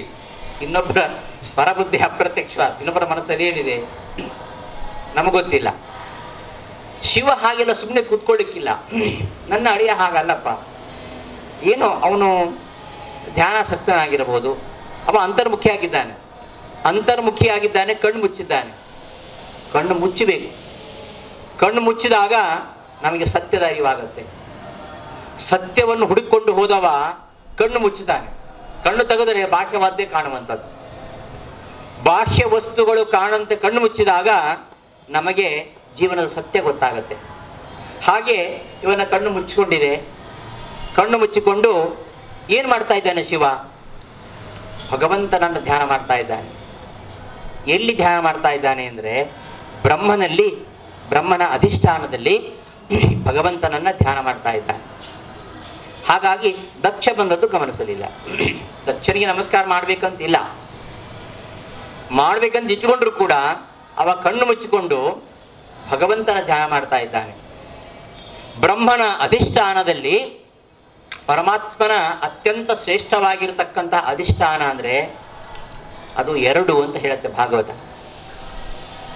ಕೃಷ್ಣ ಏಕಾದಶ ಸ್ಕಂದದಲ್ಲಿ ಉದ್ಧವ ಗೀತೆಯಲ್ಲಿ ಹೇಳ್ತಾನೆ, ತನ್ನ ಅಧಿಷ್ಠಾನಗಳು 12 ಅಧಿಷ್ಠಾನಗಳನ್ನು ಹೇಳ್ತಾನೆ. ಅದರಲ್ಲಿ 2 ಮುಖ್ಯವಾಗಿರ್ತಕ್ಕಂಥ ಅಧಿಷ್ಠಾನಗಳು. ಭಗವಂತನನ್ನ ನಾವು ಚಿಂತನೆ ಮಾಡಲಿಕ್ಕೆ 2 ಅಧಿಷ್ಠಾನಗಳು. ಒಂದು ನಮ್ಮ ಕಣ್ಣಿಗೆ ಕಾಣುವ ಸೂರ್ಯ. ಹಾಗಾಗಿ ಧ್ಯೇಯ ಸದಾ ಸವಿತೃಮಂಡಲ ಮಧ್ಯವರ್ತಿ ನಾರಾಯಣ ಸರಸಿಜಾಸನ ಸನ್ನಿವಿಷ್ಟ. ನಾವು ಗಾಯತ್ರಿ ನಾಮಕ ಪರಮಾತ್ಮನನ್ನು ಧ್ಯಾನ ಮಾಡುವಾಗ ಸೂರ್ಯನಲ್ಲಿ ಉಪಾಸನೆ ಮಾಡ್ತೇವೆ. ಇನ್ನೊಂದು ಅವರ ಶ್ರೇಷ್ಠವಾಗಿರತಕ್ಕಂತಹ ಅಧಿಷ್ಠಾನ ಬ್ರಹ್ಮಧಾಮ, ಪರಮಾತ್ಮನ ಶ್ರೇಷ್ಠವಾಗಿರತಕ್ಕಂತಹ ಧಾಮ. ಅದು ಯಾವುದು ಅಂದರೆ ಅದು ಮುಖ್ಯ ಪ್ರಾಣದೇವರು ಎಂಬುದಾಗಿ ಸರಸ ಭಾರತಿ ವಿಲಾಸದಲ್ಲಿ ವಾದಿರಾಜರು ಹೇಳ್ತಾರೆ. ಅಂತಹ ಮುಖ್ಯ ಪ್ರಾಣದೇವರು ಅತ್ಯಂತ ಶ್ರೇಷ್ಠವಾಗಿರತಕ್ಕಂತಹ ಒಂದು ಅಧಿಷ್ಠಾನ. ಅಲ್ಲಿ ನಾವು ಭಗವಂತನನ್ನು ಧ್ಯಾನ ಮಾಡಬೇಕು. ಹಿಂದೆ ಒಮ್ಮೆ ಎಲ್ಲ ದೇವತೆಗಳು ಕೂತ್ಕೊಂಡು ಆಲೋಚನೆ ಮಾಡಿದರು, ಯಾವನೊಬ್ಬ ದೇವತೆಯಲ್ಲಿ ನಾವು ಪರಮಾತ್ಮನ ಧ್ಯಾನ ಮಾಡಬೇಕು ಅಂತ. ಒಬ್ಬ ದೇವತೆಯನ್ನು ಆರಿಸ್ಕೊಂಡ್ರು. ಅವನಲ್ಲಿ ಪರಮಾತ್ಮನನ್ನ ಧ್ಯಾನ ಮಾಡಬೇಕು ಅಂತ ಆಲೋಚನೆ ಮಾಡಿದರು. ಆದರೆ ಅವರಿಗೆ ಪರಮಾತ್ಮ ಕಾಣಿಸಲೇ ಇಲ್ಲ. ಯಾಕೆ ಕಾಣಿಸಲ್ಲ ಅಂದರೆ ಪ್ರತಿಯೊಬ್ಬ ದೇವತೆಗಳಲ್ಲಿಯೂ ದೋಷಗಳಿವೆ. ವಾದಿರಾಜರು ಲಕ್ಷ್ಮೀ ಶೋಭದಲ್ಲಿ ಹೇಳ್ತಾರಲ್ಲ, ಲಕ್ಷ್ಮಿ ಪಟ್ಟಿ ಮಾಡ್ತಾ ಬರ್ತಾಳೆ ಎಲ್ಲರ ದೋಷಗಳನ್ನ. ಅಂತಹ ದೋಷದಲ್ಲಿರತಕ್ಕಂಥ ವ್ಯಕ್ತಿ ಅವನು ವಿಷ್ಣು ಮಾತ್ರ ಅಂತ ವಾದಿರಾಜರ ಸಂದೇಶ ಅಲ್ಲಿ. ಹಾಗಾಗಿ ಇತರ ದೇವತೆಗಳ ಅಧಿಷ್ಠಾನದಲ್ಲಿ ಭಗವಂತನ ಚಿಂತನೆ ಮಾಡ್ಲಿಕ್ಕೆ ಹೊರಟಾಗ ದುಷ್ಟ ಶಕ್ತಿಗಳೆಲ್ಲ ಆಕ್ರಮಣ ಮಾಡ್ತವೆ. ದೇವತೆಗಳ ಹೆಸರಿನ ಹಾಗೆ ದೈತ್ಯರ ಹೆಸರುಗಳು ಇವೆ. ಅದಕ್ಕೋಸ್ಕರ ನಾವು ಯಾವುದೇ ದೇವತೆಯ ಉಪಾಸನೆ ಮಾಡುವಾಗ ತದಂತರ್ಯಾಮಿ ಮುಖ್ಯ ಪ್ರಾಣದೇವರನ್ನು ತೆಗೆದುಕೊಳ್ಳಬೇಕು. ಇಲ್ಲಿ ಹೋದ್ರೆ ಆ ದುಷ್ಟ ದೈತ್ಯರಿಗೆ ಹೋಗುತ್ತೆ. ಅದು ಆ ದೈತ್ಯರೆಲ್ಲ ಆಕ್ರಮಣ ಮಾಡ್ತಾರೆ. ಹಾಗಾಗಿ ಇತರ ದೇವತೆಗಳಲ್ಲಿ ಅವರಿಗೆ ಉಪಾಸನೆ ಮಾಡಲಿಕ್ಕೆ ಆಗೋದೇ ಇಲ್ಲ, ಆ ದುಷ್ಟಶಕ್ತಿಯ ಒಂದು ಪ್ರಭಾವದಿಂದಾಗಿ. ನೀರು ತಿಳಿಯಾಗಿದ್ರೆ ಅಲ್ಲಿ ಭಗವಂತನ ಪ್ರತಿಬಿಂಬ ಕಾಣಲಿಕ್ಕೆ ಸಾಧ್ಯ. ನೀರು ಕಲುಷಿತವಾಗಿದ್ರೆ, ಕೊಚ್ಚೆ ನೀರಿನಲ್ಲಿ ಸೂರ್ಯನ ಪ್ರತಿಬಿಂಬ ಕಾಣುತ್ತಾ? ಇಲ್ಲ. ಮನಸ್ಸು ಸ್ವಚ್ಛವಾಗಿರಬೇಕು, ಅಧಿಷ್ಠಾನ ಶುದ್ಧವಾಗಿದ್ರೆ ಅಲ್ಲಿ ಭಗವಂತ ಕಾಣಿಸ್ಕೊಡ್ತಾನೆ. ಭಗವಂತ ಎಲ್ಲ ಕಡೆ ಇದ್ದಾನೆ, ಆದ್ರೆ ಕಾಣಿಸ್ಕೊಳ್ಳುವುದಿಲ್ಲ. ಭಗವಂತ ಬ್ರಹ್ಮನಲ್ಲೂ ಇದ್ದಾನೆ, ದಕ್ಷನಲ್ಲೂ ಇದ್ದಾನೆ. ಆ ದಕ್ಷನಲ್ಲಿ ಬ್ರಹ್ಮನ ಅಭಿವ್ಯಕ್ತಿ ಶಿವನಿಗೆ ಆಗಲಿಲ್ಲ. ಯಾಕೆ? ದಕ್ಷನಲ್ಲಿ ಬರೀ ಅಸೂಯೆ, ಅಹಂಕಾರ, ಕೆಟ್ಟ ಕೆಟ್ಟ ಆಲೋಚನೆಗಳೇ ತುಂಬಿಕೊಂಡಿದ್ದು ಅವನಲ್ಲಿ. ಹಾಗಾಗಿ ಅಲ್ಲಿ ಪರಮಾತ್ಮನ ಒಂದು ಅಭಿವ್ಯಕ್ತಿ ಆಗಲಿಕ್ಕೆ ಸಾಧ್ಯ ಇಲ್ಲ. ಪರಮಾತ್ಮ ಎಲ್ಲ ಕಡೆ ಇದ್ದಾನೆ, ಅವನು ಸರ್ವತ್ರ ವ್ಯಾಪ್ತ. ಎಲ್ಲ ಕಡೆ ಇದ್ಮೇಲೆ ಕಾಣಿಸ್ಬೇಕಲ್ಲ ಅಂದ್ರೆ ಕಾಣಿಸ್ಬೇಕಂತಿಲ್ಲ. ಯಾಕೆ ಅಂದರೆ ಎಲ್ಲ ಕಡೆ ಪರಮಾತ್ಮ ಇದ್ರೂ ಕೂಡ ಅವನ ಅಭಿವ್ಯಕ್ತಿ ಆಗಬೇಕಂತಿಲ್ಲ. ಇಲ್ಲಿ ಎಲ್ಲ ದೇವತೆಗಳಲ್ಲಿಯೂ ಆ ತರಹ ಉಪಾಸನೆ ಮಾಡಲಿಕ್ಕೆ ಹೊರಟಾಗ ಯಾವ ದೇವತೆಯಲ್ಲಿಯೂ ವಿಷ್ಣುವನ್ನ ಉಪಾಸನೆ ಮಾಡಲಿಕ್ಕೆ ಆ ದೇವತೆಗಳೇ ಆಗಲೇ ಇಲ್ಲ. ಪ್ರತಿಯೊಬ್ಬ ದೇವತೆಯನ್ನು ಇಟ್ಕೊಂಡು ಮಾಡ್ಲಿಕ್ಕೆ ಹೋದಾಗ ಅಲ್ಲಿ ದೈತ್ಯ ಆವಿಷ್ಟರಾಗ್ತಾ ಇದ್ರು. ಆ ದೈತ್ಯರ ಪ್ರವೇಶದಿಂದಾಗಿ, ಕಲಿ ಆವೇಶ ಅಂತ ಹೇಳ್ತಾರಲ್ಲ, ಪ್ರವೇಶದಿಂದಾಗಿ ಅಲ್ಲಿ ಭಗವಂತನ ಅಭಿವ್ಯಕ್ತಿ ಆಗಲಿಲ್ಲ, ಅವರಿಗೆ ಧ್ಯಾನ ಮಾಡ್ಲಿಕ್ಕೆ ಆಗಲಿಲ್ಲ. ಕೊನೆಗೆ ವಾಯುದೇವರೆಂಬ ಅಧಿಷ್ಠಾನ, ಅಖಣಾಶ್ಮ ಅಂತ ಹೇಳ್ತಾರೆ. ಅಖಣಾಶ್ಮ ಅಂದ್ರೆ ಯಾರೂ ಒಡೆಯಲಿಕ್ಕಾಗದ ಬಂಡೆ ಅದು ಅಂತ. ಇವತ್ತಿನ ಬಂಡೆಗಳನ್ನ ಹೊಡಿತಕ್ಕಂತಹ ಯಂತ್ರಗಳು ಬಂದಿದ್ದಾವೆ. ಆದರೆ ಈ ಬಂಡೆಯನ್ನು ಯಾರಿಗೂ ಒಡ್ಲಿಕ್ಕೆ ಆಗೋದಿಲ್ಲ. ಈ ಬಂಡೆಗೆ ಮಣ್ಣಿನ ಹೆಂಟೆ ಎಸೆದ್ರೆ ಬಂಡೆಗೇನು ಆಗಲ್ಲ. ಏನಾಗೋದು? ಮಣ್ಣಿನ ಹೆಂಟೆ ಪುಡಿ ಪುಡಿ ಆಗಿ ಹೋಗುತ್ತೆ. ಮುಖ್ಯ ಪ್ರಾಣದೇವರ ಅಧಿಷ್ಠಾನದಲ್ಲಿ ದೇವತೆಗಳು ಪರಮಾತ್ಮನ ಉಪಾಸನೆ ಮಾಡಲಿಕ್ಕೆ ಹೊರಟಾಗ ಅಲ್ಲಿ ಯಾವ ದೈತ್ಯರಿಗೂ ಆಕ್ರಮಣ ಮಾಡಲಿಕ್ಕೆ ಆಗಲಿಲ್ಲ. ಪ್ರಯತ್ನ ಮಾಡಿದ್ರು. ಪ್ರಯತ್ನ ಮಾಡಿದ ಆ ದೈತ್ಯರ ಸ್ಥಿತಿ ಏನಾಯಿತು ಅಂದರೆ, ಬಂಡೆಗಲ್ಲಿಗೆ ಹಣೆ ಚೆಚ್ಚಿದ್ರೆ ಏನಾಗುತ್ತೆ? ಆ ಬಂಡೆಗೆ ಎಸೆದಂತಹ ಮಣ್ಣಿನ ಹೆಂಟೆ ಪುಡಿ ಪುಡಿ ಆಗುವ ಹಾಗೆ ಅವರೇ ನಾಶವಾಗಿ ಹೋದರು. ಅಂತಹ ಶ್ರೇಷ್ಠವಾಗಿರತಕ್ಕಂಥ ಅಧಿಷ್ಠಾನ ಮುಖ್ಯ ಪ್ರಾಣದೇವರು. ಮುಖ್ಯ ಪ್ರಾಣದೇವರ ಜೊತೆಯಲ್ಲಿ ಪರಮಾತ್ಮ ಯಾವತ್ತೂ ನೆರಳಿನ ಹಾಗೆ ಇರ್ತಾನೆ. ಪ್ರತಿಯೊಬ್ಬರಲ್ಲಿ, ಪ್ರತಿಯೊಬ್ಬ ಜೀವಿಯಲ್ಲಿ ಪರಮಾತ್ಮ ವಾಯುದೇವರೊಂದಿಗೆ ಸದಾ ಇರ್ತಾನೆ. ನಮ್ಮ ಪ್ರತಿಯೊಬ್ಬರ ದೇಹದಲ್ಲಿ 72,000 ನಾಡಿಗಳಿವೆ. 72,000 ನಾಡಿಗಳಲ್ಲಿ ಪರಮಾತ್ಮ 72,000 ಭಗವದ್ ರೂಪಗಳನ್ನು ನೆಲೆಸಿದ್ದಾನೆ. ಅವರೊಳಗೆ ತತ್ವಾಭಿಮಾನಿ ದೇವತೆಗಳಿದ್ದಾರೆ. ಅದರಲ್ಲಿ ಶಿವತತ್ವ ಒಂದು ತತ್ವಾಭಿಮಾನಿ ದೇವತೆ. ತತ್ವಾಭಿಮಾನಿ ದೇವತೆಗಳಿದ್ದಾರೆ. ಅವರ ಜೊತೆಯಲ್ಲಿ ಮುಖ್ಯ ಪ್ರಾಣದೇವರಿದ್ದಾರೆ. ಆ ಮುಖ್ಯ ಪ್ರಾಣದೇವರು ಪರಮಾತ್ಮನ ಆಜ್ಞೆಯಂತೆ ನಮ್ಮೊಳಗಿದ್ದು ಎಲ್ಲವನ್ನು ಮಾಡುತ್ತಾರೆ. ನಾವೇನು ಮಾಡ್ತೇವೆ? ಉಸಿರಾಡಲಿಕ್ಕೂ ನಮ್ಮಿಂದ ಸಾಧ್ಯ ಇಲ್ಲ. ನಮ್ಮ ಜೀವನದಲ್ಲಿ ಮುಖ್ಯ ಪ್ರಾಣದೇವರು ಇಲ್ಲದೆ ಹೋದರೆ ಏನು ಮಾಡಲಿಕ್ಕೆ ಸಾಧ್ಯ ಇಲ್ಲ. ಅಂತಹ ಮುಖ್ಯ ಪ್ರಾಣ ಪರಮಾತ್ಮನಿಗೆ ಅತ್ಯಂತ ಪ್ರೀತಿಪಾತ್ರನಾಗಿರ್ತಕ್ಕಂಥವನು. ಯಾಕೆಂದರೆ ಪರಮಾತ್ಮನ ಸರಿಯಾಗಿ ತಿಳ್ಕೊಂಡವರು ಮುಖ್ಯ ಪ್ರಾಣದೇವರು. ಯಾಕೆಂದರೆ ಪರಮಾತ್ಮನನ್ನ ಅಷ್ಟು ಚೆನ್ನಾಗಿ ತಿಳ್ಕೊಂಡಿದ್ದಾರೆ ಅವರು. ಅದಕ್ಕೋಸ್ಕರವಾಗಿ ಪರಮಾತ್ಮನಿಗೆ ಬಹಳ ಪ್ರೀತಿ. ನತಾದಶಿ ಪ್ರೀತಿ ನಿಡ್ಯಸ್ಯ ವಿಷ್ಣು ಗುಣೋತ್ಕರ್ಷ ಜ್ಞಾತರಿ ಯಾದಶಿ ಸ್ಯಾತ್. ಪರಮಾತ್ಮನ ಗುಣೋತ್ಕರ್ಷವನ್ನ ಅಷ್ಟು ಚೆನ್ನಾಗಿ ತಿಳ್ಕೊಂಡಿರ್ತಕ್ಕಂಥವರು ಮುಖ್ಯ ಪ್ರಾಣದೇವರು. ಅಂತಹ ಮುಖ್ಯ ಪ್ರಾಣದೇವರು ಅವರೇ ಮುಂದೆ ಬ್ರಹ್ಮ. ಅಂತಹ ಬ್ರಹ್ಮನ ಅಧಿಷ್ಠಾನದಲ್ಲಿ ವಾಸುದೇವನನ್ನ ಧ್ಯಾನ ಮಾಡ್ತಾ ಕೂತ್ಕೊಂಡಿದ್ದಾರೆ ಮಹಾರುದ್ರದೇವರು. ಇದೆಲ್ಲ ಇವನಿಗೆ ಗೊತ್ತಾಗತ್ತೆ. ಕಣ್ಣು ಮುಚ್ಕೊಂಡು ಕೂತ್ಕೊಂಡಿದ್ದಾನೆ. ಇವ ನನಗೆ ನಮಸ್ಕಾರ ಮಾಡಲಿಲ್ಲ, ಎದ್ದು ನಿಂತ್ಕೊಳ್ಳಿಲ್ಲ ಅಂತ ದಕ್ಷ ಸಿಡಿಬಿಡಿಗೊಳ್ತಾನೆ. ಆ ಸಿಟ್ಟಿನಲ್ಲಿ ಅವನಿಗೆ ಶಾಪವನ್ನು ಕೊಡ್ತಾನೆ. ಆ ವಿಚಾರವನ್ನು ನಾವು ಇನ್ನು ನೋಡಿದ್ದೇವೆ. ನಾವು ಎಷ್ಟೋ ಸಲ ಆವೇಗಕ್ಕೆ ಒಳಗಾಗಿ ಸಿಟ್ಟು ಮಾಡ್ಕೊಳ್ತೇವೆ. ಆ ಪರಿಸ್ಥಿತಿಯನ್ನು ಅರ್ಥ ಮಾಡ್ಕೊಳ್ಳೋದಿಲ್ಲ. ಏನು ಇಷ್ಟೆಲ್ಲ ಬೈತಾ ಇದ್ದಾನೆ, ಶಾಪ ಕೊಡ್ತಾ ಇದ್ದಾನೆ. ಶಿವ ಅಂತ ಅದ್ಭುತವಾದ ಶಕ್ತಿ ಅದು, ಸಂಹಾರ ಶಕ್ತಿ ಅದು. ಆ ಸಂಹಾರಕ ಶಕ್ತಿ ಅಲ್ಲಿ ಅವನನ್ನು ಸುಟ್ಟು ಬಿಡ್ಬೋಯಿತು. ಯಾಕೆ ಮಾಡಲಿಲ್ಲ ಅಂದರೆ ಏನು ಪಾಪ ಅವನಿಗೆ ಗೊತ್ತಿಲ್ಲ. ಇವ ಏನು ಮಾಡ್ತಾ ಇದ್ದಾನೆ ಗೊತ್ತಿಲ್ಲ ಅವನಿಗೆ. ಒಂದು ಮತ್ತೆ ನಾವು ನಮ್ಮ ಕಾರ್ಯದಲ್ಲಿ ತೊಡಗಿದಾಗ ನೂರಾರು ಜನ ನಮ್ಮ ಕೆಲಸವನ್ನು ಹಾಳು ಮಾಡಿಕ್ಕಿರ್ತಾರೆ. ಅದಕ್ಕೆ ನಾವು ನಮ್ಮ ಟೈಮ್ ವೇಸ್ಟ್ ಮಾಡಬಾರ್ದು. ಹನುಮಂತ ಲಂಕೆಗೆ ಹಾರಿದ. ಹನುಮಂತ ಸಮುದ್ರ ತರಣ ಮಾಡಬೇಕಾದ್ರೆ ಅವನಿಗೂ 3 ಬಿಗ್ಧ ಬಂತು ಅಲ್ವಾ? ಮೈನಾಕ ಪರ್ವತ ಬಂತು.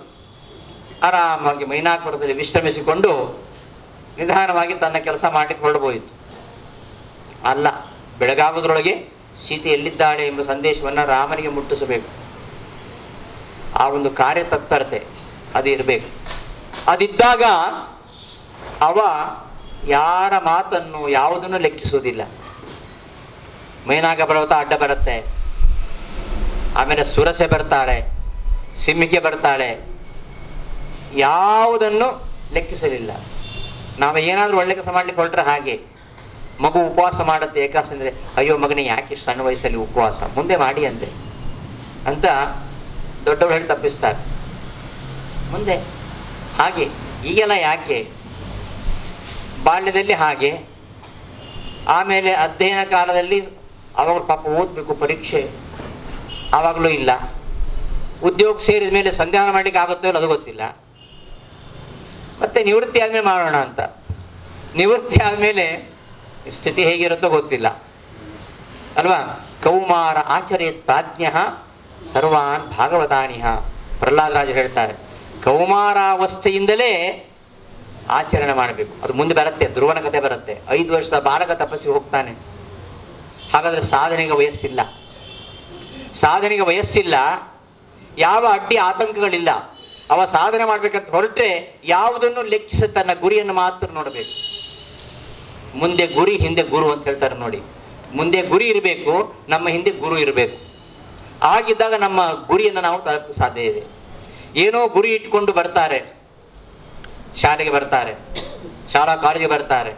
ಬಂದ್ಮೇಲೆ ಸ್ವಲ್ಪ ಸಮಯ ಅವರೆಲ್ಲ ನಮ್ಮ ಹತ್ರ ಬಂದು ಮಾತಾಡಿ ನೋಡಿದ್ರೆ ಇವನೇನೋ ದೊಡ್ಡ ಇದಾಗ್ತಾನೆ ಅನ್ಕೋತೀವಿ ನಾವು. ಅವಾಗ ಮುಂದೊಂದು 6 ತಿಂಗಳಿಗೆ ಬೇರೆ ಬೇರೆ ಸವಾಸಂತ ಏನೇನೋ ಆಗೋಗ್ಬಿಡ್ತಾನೆ. ಬಂದಾಗ ಅವನ ಮಾತುಗಳು, ಅವನ ಉದ್ದೇಶ, ಅವನ ಗುರಿ ಅದನ್ನು ಕೇಳಿದ್ರೆ ಇವನು ಒಬ್ಬನಾದ್ರೂ ನಮ್ಮ ಕಾಲೇಜಿನಲ್ಲಿ ಒಳ್ಳೆ ವಿದ್ಯಾರ್ಥಿಯಾಗಿ ಹೊರಬರ್ತಾನೆ, ನಮ್ಮ ಕಾಲೇಜಿನ ಕೀರ್ತಿಯನ್ನ ಎಲ್ಲ ಕಡೆ ಹರಡಿಸ್ತಾನೆ ಅಂದ್ಕೊಳ್ಬೇಕು. ಮುಂದೆ ಸ್ವಲ್ಪ ದಿವಸಕ್ಕೆ ಅವನ ರೂಟೇ ಚೇಂಜ್ ಆಗುತ್ತೆ. ಇದು ಗುರಿನಿಟ್ಕೊಂಡು ಹೊರಡ್ತೇವೆ, ಆ ಗುರಿಯ ಕಡೆಗೆ ಯಾವಾಗೂ ಲಕ್ಷ್ಯ ಇರಬೇಕು. ಅದು ಯಾವತ್ತೂ ನಮ್ಮ ಗುರಿ ಮೇಲ್ಮುಖವಾಗಿ ಇರಬೇಕು. ದೀಪದ ಜ್ವಾಲೆ ಹಾಗೆ, ದೀಪ ನೀವು ತಲೆ ಕೆಳಗೆ ಮಾಡಿದ ಉರಿಯೋದು ಮೇಲ್ಮುಖವಾಗಿ. ನಮ್ಮ ಗುರಿ ಯಾವತ್ತೂ ಮೇಲ್ಮುಖವಾಗಿ ಇರಬೇಕು. ನಮ್ಮ ಗುರಿಯ ಕಡೆಗೆ ನಮ್ಮ ದೃಷ್ಟಿ ಇರಬೇಕು.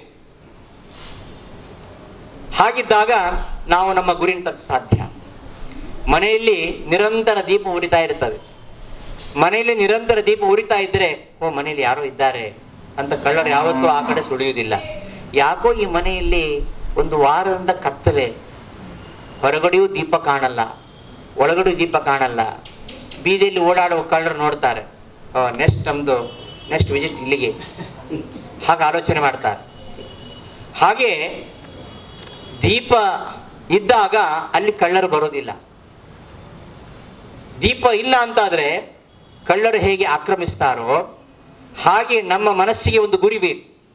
ಆ ಗುರಿಯ ಕಡೆಗೆ ನಮ್ಮ ಮನಸ್ಸಿದ್ದಾಗ ನಮ್ಮಲ್ಲಿ ಯಾವ ಕೆಟ್ಟ ವಿಚಾರ ಸುಳಿದಿಲ್ಲ. ಕೆಟ್ಟ ವಿಚಾರಗಳೆಂಬ ಕಳ್ಳರು ನಮ್ಮ ಮನಸ್ಸೆಂಬ ಮನೆಯನ್ನ ಅವರು ಆಕ್ರಮಣ ಮಾಡಲಿಕ್ಕೆ ಸಾಧ್ಯ ಇಲ್ಲ. ಹಾಗಾಗಿ ನಮ್ಮ ಗುರಿಯ ಕಡೆಗೆ ನಮ್ಮ ಮನಸ್ಸಿರಬೇಕು. ಯಾರು ಏನೇ ಹೇಳಲಿ ಅದ್ರ ಕಡೆ ಲಕ್ಷ್ಯ ಕೊಡಬಾರದು. ಆ ಕಾರಣಕ್ಕಾಗಿ ನನ್ನ ಸಾಧನೆ ನಾನು ಹಾಳು ಮಾಡ್ಕೊಳ್ಬಾರದು. ಅವನು ಏನೋ ಹೇಳ್ತಾನೆ, ಅವನ ಪಾಪ ಸಾಧನೆ ಅವನು ಮಾಡ್ಕೊಳ್ತಾನೆ. ಮಾಡಿದವ್ರ ಪಾಪ ಆಡಿದವ್ರ ಬಾಯಲ್ಲಿ ಅಂತ ಹೇಳ್ತಾರಲ್ಲ. ನಮಗೆ ಯಾಕೆ? ನಾವು ಯಾಕೆ ಬಂದಿದ್ದೇವೆ? ನಮ್ಮ ಗುರಿ ಏನು? ನಾವು ಮಾಡಬೇಕಾದ್ದೇನು? ಇದನ್ನ ತೋರಿಸಿಕೊಟ್ಟವ ಶಿವ. ಹಾಗಾಗಿ ದಕ್ಷಾಸ್ತ್ರ ಬೈತಾ ಇದ್ದಾನೆ, ಏನು ಮಾತಾಡಲಿಲ್ಲ, ಕಣ್ಣು ತೆರೆದು ನೋಡಲಿಲ್ಲ. ಆ ರೀತಿಯಲ್ಲಿ ಭಗವಂತನ ಚಿಂತನೆಯನ್ನ, ಭಗವಂತನ ಧ್ಯಾನವನ್ನ ಮಾಡ್ತಾ ಇದ್ದ. ಅಲ್ಲಪ್ಪ ಇರಲಿ, ಧ್ಯಾನ ಮಾಡಲಿ, ಏನೋ ಮಾವ ಬರ್ತಾ ಇದ್ದಾನೆ, ನಮಸ್ಕಾರ ಮಾಡ್ಲಿಕ್ಕೆ, ಎದ್ದು ನಿಂತ್ಕೊಳ್ಳಿಕ್ಕೆ ಮಾಡ್ಬೇಕಂತಿಲ್ಲ ಅಂತ ಹೇಳುತ್ತೆ ಶಾಸ್ತ್ರ. ಯಾಕೆ ಅಂದ್ರೆ ಎಷ್ಟು ಆತ್ಮರತೇವ ಸ್ಯಾತ್ ಆತ್ಮತೃಪ್ತಸ್ಯ ಮಾನವಃ ಆತ್ಮನ್ನೇವ ಚ ಸಂತುಷ್ಟಃ ತಸ್ಯ ಕಾರ್ಯಂ ನ ವಿದ್ಯತೆ. ಭಗವದ್ಗೀತೆಯಲ್ಲಿ 3ನೇ ಅಧ್ಯಾಯದಲ್ಲಿ ಕೃಷ್ಣ ಹೇಳ್ತಾನೆ, ಯಾರು ಸಮಾಧಿ ಅವಸ್ಥೆಯಲ್ಲಿ ಇರ್ತಾರೆ ಅವ್ರಿಗೆ ಕರ್ಮಾಚರಣೆ ಮಾಡ್ಬೇಕಂತಿಲ್ಲ, ಕರ್ಮ ವಿನಾಯಿತಿ. ಭಾಗವತ ಸಪ್ತಾಹದಲ್ಲಿ ಸ್ವಲ್ಪ ಸಂಧ್ಯಾವನೆ ಮೊಟಕುಗೊಳಿಸ್ಬೋದು ಅಂತಿದೆ. ಭಾಗವತಕ್ಕೆ ಅಷ್ಟು ಪ್ರಾಧಾನ್ಯ. ಅಂದ್ರೆ ಈ ಭಗವಂತನ ಚಿಂತನೆ ಮಾಡುವಾಗ, ನಾನು ಭಾಗವತ ಕೇಳ್ತಾ ಇದ್ದೇನೆ, 144 ದಿವಸ ಭಾಗವತ, 144 ದಿವಸ ಸಂಧ್ಯಾವಂದನೆ ಮಾಡ್ಬೇಕಂತಿಲ್ಲ ಅಂತಲ್ಲ, ಅದೆಲ್ಲ ಮಾಡಬೇಕು. ಇದಕ್ಕೆ ಹೆಚ್ಚು ಪ್ರಾಮುಖ್ಯತೆ ಇರುವುದರಿಂದ ಅದನ್ನ ಮಾಡಿ ಇದನ್ನು ಕಳ್ಕೊಳ್ಬೇಡಿ, ಇದಕ್ಕಾಗಿ ಸ್ವಲ್ಪ ಮೊಟಕುಗೊಳಿಸಿ ಅಂತ ನಾವು ಹೇಳ್ಬೋದು. ಶಿವ ಯಾಕೆ ನಮಸ್ಕಾರ ಮಾಡಲಿಲ್ಲ ಅಂದ್ರೆ ಅವನು ಆತ್ಮರತಿಯಾಗಿದ್ದಾನೆ, ಭಗವಂತನ ಧ್ಯಾನದಲ್ಲಿ ಆಸಕ್ತನಾಗಿದ್ದಾನೆ. ಯಾರು ಭಗವಂತನ ಧ್ಯಾನದಲ್ಲಿ ಆಸಕ್ತನಾಗಿದ್ದಾನೆ ಅವನು ಕರ್ಮವನ್ನು ಮಾಡಲೇಬೇಕು, ಕರ್ಮಾಚರಣೆ ವಿಹಿತ ಮಾಡಲೇಬೇಕು. ಸ್ವಲ್ಪ ಕರ್ಮದ ವಿನಾಯಿತಿ ಇದೆ ಅವನಿಗೆ, ಕೃಷ್ಣ ಹೇಳ್ತಾನೆ ಅಲ್ಲಿ. ಹಾಗಾಗಿ ಸಮಾಧಿ ಅವಸ್ಥೆಯಲ್ಲಿ ಇದ್ದದ್ದರಿಂದ ಈ ಒಂದು ಶಿಷ್ಟಾಚಾರ ಏನು, ದೊಡ್ಡವರು ಬಂದರೆ ಎದ್ದು ನಿಂತ್ಕೊಳ್ಬೇಕು, ಅವ್ರಿಗೆ ನಮಸ್ಕಾರ ಮಾಡಬೇಕನ್ನೋದು ಶಿಷ್ಟಾಚಾರ. ಇದು ಒಂದು ಪ್ರತಿಯೊಬ್ಬನು ಮಾಡಬೇಕಾಗಿರ್ತಕ್ಕಂಥ ಕರ್ತವ್ಯ ಕರ್ಮಾಚರಣೆ. ಇದು ತಪ್ಪಲಿಲ್ವಾ ಶಿವ ಅಂತ ಆಕ್ಷೇಪಿಸುವವರಿದ್ದಾರೆ. ಖಂಡಿತವಾಗಿಯೂ ಏನು ತಪ್ಪಿಲ್ಲ. ಯಾಕೆ ಅಂದರೆ ಪರಮಾತ್ಮ ಧ್ಯಾನದಲ್ಲಿ ಯಾವನ ಆಸಕ್ತನಾಗಿದ್ದಾನೆ ಅವನು ಯಾವ ಕರ್ಮವನ್ನು ಮಾಡಬೇಕಂತಿಲ್ಲ ಅಂತ ಕೃಷ್ಣ ಹೇಳ್ತಾನೆ. ಮಾಡಿದ್ದಾರೆ, ಈಗ ಜನಕಾದಿಗಳು ಮಾಡಿದ್ದಾರೆ. ಮುಂದಿನ ಶ್ಲೋಕದಲ್ಲಿ ಬರ್ತದೆ, ಅಲ್ಲಿ ಅರ್ಜುನಿಗೆ ಪ್ರಶ್ನೆ ಬರ್ಬೋದು, ಹೌದಲ್ವಾ, ಹಾಗಾದ್ರೆ ನಾನು ಧ್ಯಾನ ಮಾಡ್ತಾ ಕೂತ್ಕೋತೇನೆ, ಯುದ್ಧ ಯಾಕೆ ಮಾಡಬೇಕು? ಯಾವಾಗಲೂ ಪರಮಾತ್ಮನ ಧ್ಯಾನದಲ್ಲಿ ಆಸಕ್ತನಾದವನಿಗೆ ಈ ಕರ್ಮದ ವಿನಾಯಿತಿ ಇದೆ ಅಂತಾದ್ರೆ ನಾನು ಅದನ್ನೇ ಮಾಡ್ಕೊಂಡಿರ್ಬೋದಲ್ಲ. ಅಂದ್ರೆ ನಿನ್ನ ವಂಶದಲ್ಲಿ ಬಂದವರು ಜನಕಾದಿಗಳು ಅವ್ರು ಮಾಡ್ಲಿಲ್ವಾ? ಕರ್ಮಾಚರಣೆ ಮಾಡ್ಲಿಲ್ವಾ? ಮಾಡ್ಲೇಬೇಕು. ಆದರೆ ಪರಮಾತ್ಮನ ಧ್ಯಾನ ಮಾಡ್ತಾ ಇರ್ಬೇಕಾದ್ರೆ ಸಮಾಧಿ ಅವಸ್ಥೆಯಲ್ಲಿ ಇದ್ದಾಗ ಅದನ್ನೆಲ್ಲ ಮಾಡಲೇಬೇಕಂತಿಲ್ಲ.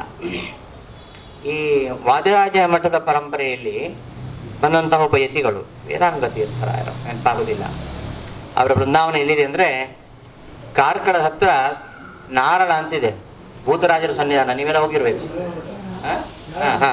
ಅಲ್ಲಿ ಅವರ ಬೃಂದಾವನ ಇದೆ. ಅವರು ಪ್ರತಿನಿತ್ಯ ಸೂರ್ಯೋದಯಕ್ಕೆ ಧ್ಯಾನ ಕೂತ್ಕೊಳ್ತಾ ಇದ್ದರಂತೆ. ಸೂರ್ಯ ಮೇಲೆ ಹೋದಾಗ ಅವರು ಮೇಲೆ ಮೇಲೆ ಹೋಗ್ತಾ ಇದ್ದಂತೆ. ಅದು ಯೋಗದಿಂದ ಸಾಧ್ಯ ಇದೆ. ನಾವೆಲ್ಲ ಪ್ರಯತ್ನ ಮಾಡಲಿಕ್ಕೆ ಹೋಗೋದು ಬೇಡ, ಆಗೋದಿಲ್ಲ. ಅದು ಸೊಂಟ ಮುರಿದೋದಿತ್ತು. ಮತ್ತೆ ಸೂರ್ಯ ಮೇಲೆ ಬಂದ ಹಾಗೆ ಅವರ ಮೇಲೆ ತಪಸ್ಸು ಕೂತ್ಕೊಂಡವರು ಮೇಲೆ ಮೇಲೆ ಮೇಲೆ ಹೋಗ್ತಾ ಇದ್ರಂತೆ. ಸೂರ್ಯಾಸ್ತ ಆದ ಹಾಗೆ 12 ಅಂತ ಸೂರ್ಯ ಇಳಿಮುಖ ಆಗ್ತಾನಲ್ಲ, ಆವಾಗ ಸೂರ್ಯಾಸ್ತ ಆದ್ಮೇಲೆ ಅವರು ಆನ್ನಿಕ ಮಾಡ್ತಾ ಇದ್ರಂತೆ. ಅಷ್ಟುವರೆಗೆ ಮಾಡ್ಲಿಲ್ವಾ? ಲೋಪ ಬಂತಲ್ಲ, ಪೂರ್ವಾನ್ನದ ಆನ್ನಿಕಕ್ಕೆ ಲೋಪ ಬಂತಲ್ಲ. 8 ಗಂಟೆ ಒಳಗೆ ಸ್ನಾನ ಮಾಡ್ಬೇಕಂತಿರೋದು. 8 ಗಂಟೆ ಮೇಲೆ ಮಾಡುವ ಸ್ನಾನಕ್ಕೆ ರಾಕ್ಷಸ ಸ್ನಾನ ಅಂತ ಹೇಳ್ತಾರೆ. ಅಲ್ಲ, ಯಾವಾಗ್ಲಿಗೆ ಆ ಸ್ನಾನ ಇರುತ್ತೆ, ಮಾಘ ಸ್ನಾನ, ವೈಶಾಖ ಸ್ನಾನ, ಕಾರ್ತಿಕ ಸ್ನಾನ. ಅದು ಬಿಟ್ಟು ಉಳಿದ ಸಮಯದಲ್ಲಿ 8 ಗಂಟೆ ಒಳಗೆ ಸ್ನಾನ ಮಾಡಬೇಕು. ಅದರ ನಂತರ ಮಾಡುವ ಸ್ನಾನಕ್ಕೆ ರಾಕ್ಷಸ ಸ್ನಾನ ಅಂತ ಹೇಳ್ತಾರೆ. ಇವರು ಅನುಷ್ಠಾನ ಎಲ್ಲ ಬಿಟ್ಟು ಭಗವಂತನ ಧ್ಯಾನ ಮಾಡ್ತಾ ಇದ್ರು. ಅದು ಮಾಡಬಹುದು. ಆ ಥರ ಧ್ಯಾನ ಅವಸ್ಥೆಯಲ್ಲಿರ್ತಕ್ಕಂಥವನಿಗೆ ಕರ್ಮದಲ್ಲಿ ವಿನಾಯಿತಿ ಇದೆ. ಮತ್ತೆ ಸೂರ್ಯಾಸ್ತ ಆದಮೇಲೆ ಮತ್ತೆ ಸ್ನಾನ, ಅವರ ಜಪ ತಪ, ಸಂಸ್ಥಾನ ಪೂಜೆ, ಭಿಕ್ಷೆ ಸ್ವೀಕಾರ ಮಾಡ್ತಾ ಇದ್ರಂತೆ. ಅದನ್ನು ಹೇಳ್ತಾರೆ ಅಲ್ಲಿ ಓದಿ. ಹಾಗೆ ನಿರಂತರ ಭಗವಂತನ ಧ್ಯಾನದಲ್ಲಿರ್ತಕ್ಕಂಥವನಿಗೆ ಕರ್ಮ ವಿನಾಯಿತಿ ಇದೆ. ಇಷ್ಟೆಲ್ಲ ಆದರೂ ಕೂಡ ಶಿವ ಯಾವುದನ್ನು ನೋಡಲಿಲ್ಲ, ಆ ಕಡೆ ತಿರುಗಿ ನೋಡಲಿಲ್ಲ. ಅವ ನಿರಂತರವಾಗಿ ಆ ಭಗವಂತನ ಆ ರೂಪವನ್ನು ಚಿಂತಿಸ್ತಾನೆ ಇದ್ದಾನೆ. ಅಲ್ಲ, ಇನ್ನೊಂದು ಪ್ರಶ್ನೆ ಬರುತ್ತೆ, ಆ ತರಹ ಉಪಾಸನೆಯನ್ನ ದಕ್ಷಿಣದಲ್ಲಿ ಮಾಡಬಹುದಿತ್ತಲ್ಲ, ದಕ್ಷಿಣ ಒಳಗೆ ಆ ಭಗವಂತನ ರೂಪವನ್ನು ಕಂಡು ಧ್ಯಾನಿಸಬಹುದಿತ್ತಲ್ಲ ಅಂತಂದ್ರೆ, ಈಗಾಗಲೇ ಹೇಳಿದ ಹಾಗೆ ಪರಮಾತ್ಮ ಎಲ್ಲ ಕಡೆಯೂ ಇದ್ದಾನೆ, ಎಲ್ಲರಲ್ಲಿಯೂ ಪರಮಾತ್ಮ ಇದ್ದಾನೆ. ಆದರೆ ಅದು ಕಾಣಬೇಕಂತಿಲ್ಲ. ನಾವು ಎಲ್ಲರಿಗೂ ನಮಸ್ಕಾರ ಮಾಡ್ತೀವಿ, ಯಾಕೆ ಅಂದ್ರೆ ಎಲ್ಲರಿಗೂ ಭಗವಂತ ಇದ್ದಾನೆ ಅಂತ. ನಮಗಿಂತ ಹಿರಿಯರೇ ಇರಲಿ, ನಮಗಿಂತ ಕಿರಿಯರೇ ಇರಲಿ, ಹಿರಿಯರಿಗಂತೂ ಮಾಡಲೇಬೇಕು, ಯಾವ ಅನುಸಂಧಾನದಿಂದಾನು ಮಾಡಿ. ಕಿರಿಯರಿಗೂ ಕೂಡ ಮಾಡ್ತೇವೆ, ಯಾಕೆ ಅಂದ್ರೆ ಎಲ್ಲರಲ್ಲಿಯೂ ಕೂಡ ಪರಮಾತ್ಮ ಇದ್ದಾನೆ ಅಂತ. ಒಳಗಿರತಕ್ಕಂತಹ ಪರಮಾತ್ಮನಿಗೆ ನಮಸ್ಕಾರ. ಹಾಗೆ ದಕ್ಷಿಣಲ್ಲಿಯೂ ಕೂಡ ಭಗವಂತನಿದ್ದಾನಲ್ವಾ, ಅಂತಹ ವಾಸುದೇವನನ್ನು ಚಿಂತನೆ ಮಾಡಬಹುದಿತ್ತಲ್ಲ. ಅಂದ್ರೆ ಅವನ ಮನಸ್ಸಿನಲ್ಲಿ, ಅವನಲ್ಲಿ ಭಗವಂತ ಕಾಣಿಸಲೇ ಇಲ್ಲ. ಅಷ್ಟು ಅವನಲ್ಲಿ ಕಾಮ, ಕ್ರೋಧ, ಸಿಟ್ಟು ಬಂದಿದೆ ಅವನಿಗೆ. ಪರಮಾತ್ಮ ಇದ್ದರೂ ಕೂಡ ಅಭಿವ್ಯಕ್ತಿ ಆಗಬೇಕಂತಿಲ್ಲ, ಕಾಣಿಸ್ಲೇ ಇಲ್ಲ. ಮತ್ತೆ ಮೇಲಾಗಿ ತಾರತಮ್ಯದಲ್ಲಿಯೂ ಅವನು ಕಡಿಮೆ ಇದ್ದಾನೆ. ಮಾವನಾಗಿದ್ದರೆ ಏನಾಯ್ತು, ಸಾಧನೆಯಲ್ಲಿ ಕಡಿಮೆ ಇದ್ದಾನು. ಆದ್ದರಿಂದ ಶಿವ ಎದ್ದು ಆಧರಿಸದೇ ಇರುವಂಥದ್ದು, ನಮಸ್ಕಾರ ಮಾಡದೇ ಇರುವಂಥದ್ದು ಅದು ಯಾವ ತಪ್ಪು ಅಲ್ಲ. ಆದರೂ ಕೂಡ ಇವ ಸಿಟ್ಟು ಮಾಡಿಕೊಂಡು ಶಾಪ ಕೊಟ್ಟ, ಪ್ರತಿಯಾಗಿ ನಂದಿ ಶಾಪ ಕೊಟ್ಟ.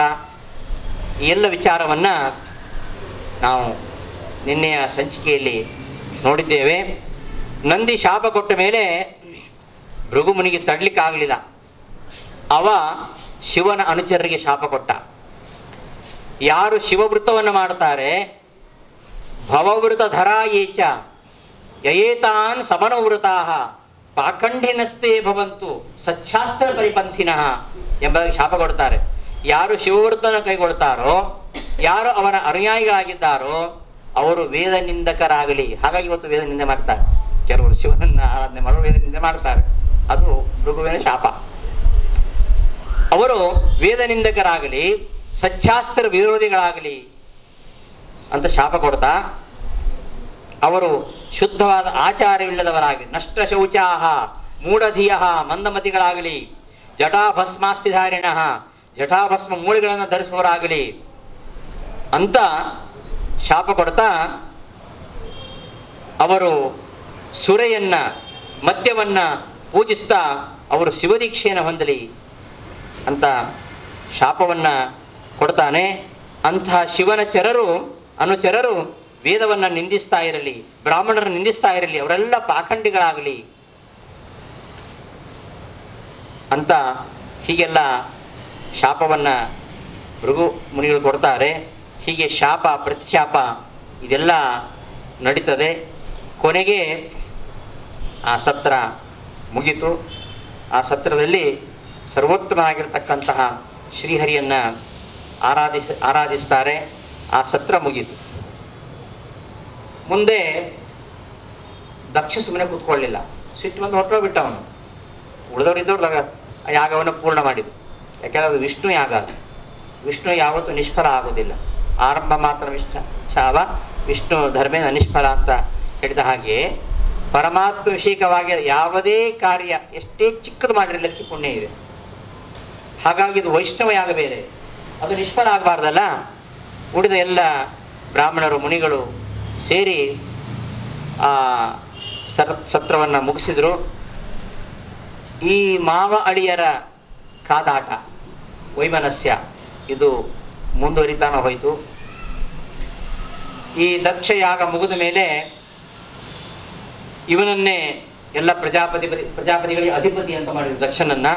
ಆಗಿನ್ನೂ ಅಹಂಕಾರ ಬಂತು ಅವನಿಗೆಲ್ಲ ಪ್ರಜಾಪತಿಗಳಿಗೆ. ಅವನ ಮುಖ್ಯಸ್ಥ ಈಗ. ಅವನಿಗೆ ಏನಾದರೂ ಮಾಡಿ ಶಿವನಿಗೆ ಅವಮಾನ ಮಾಡಬೇಕು ಅಂತ.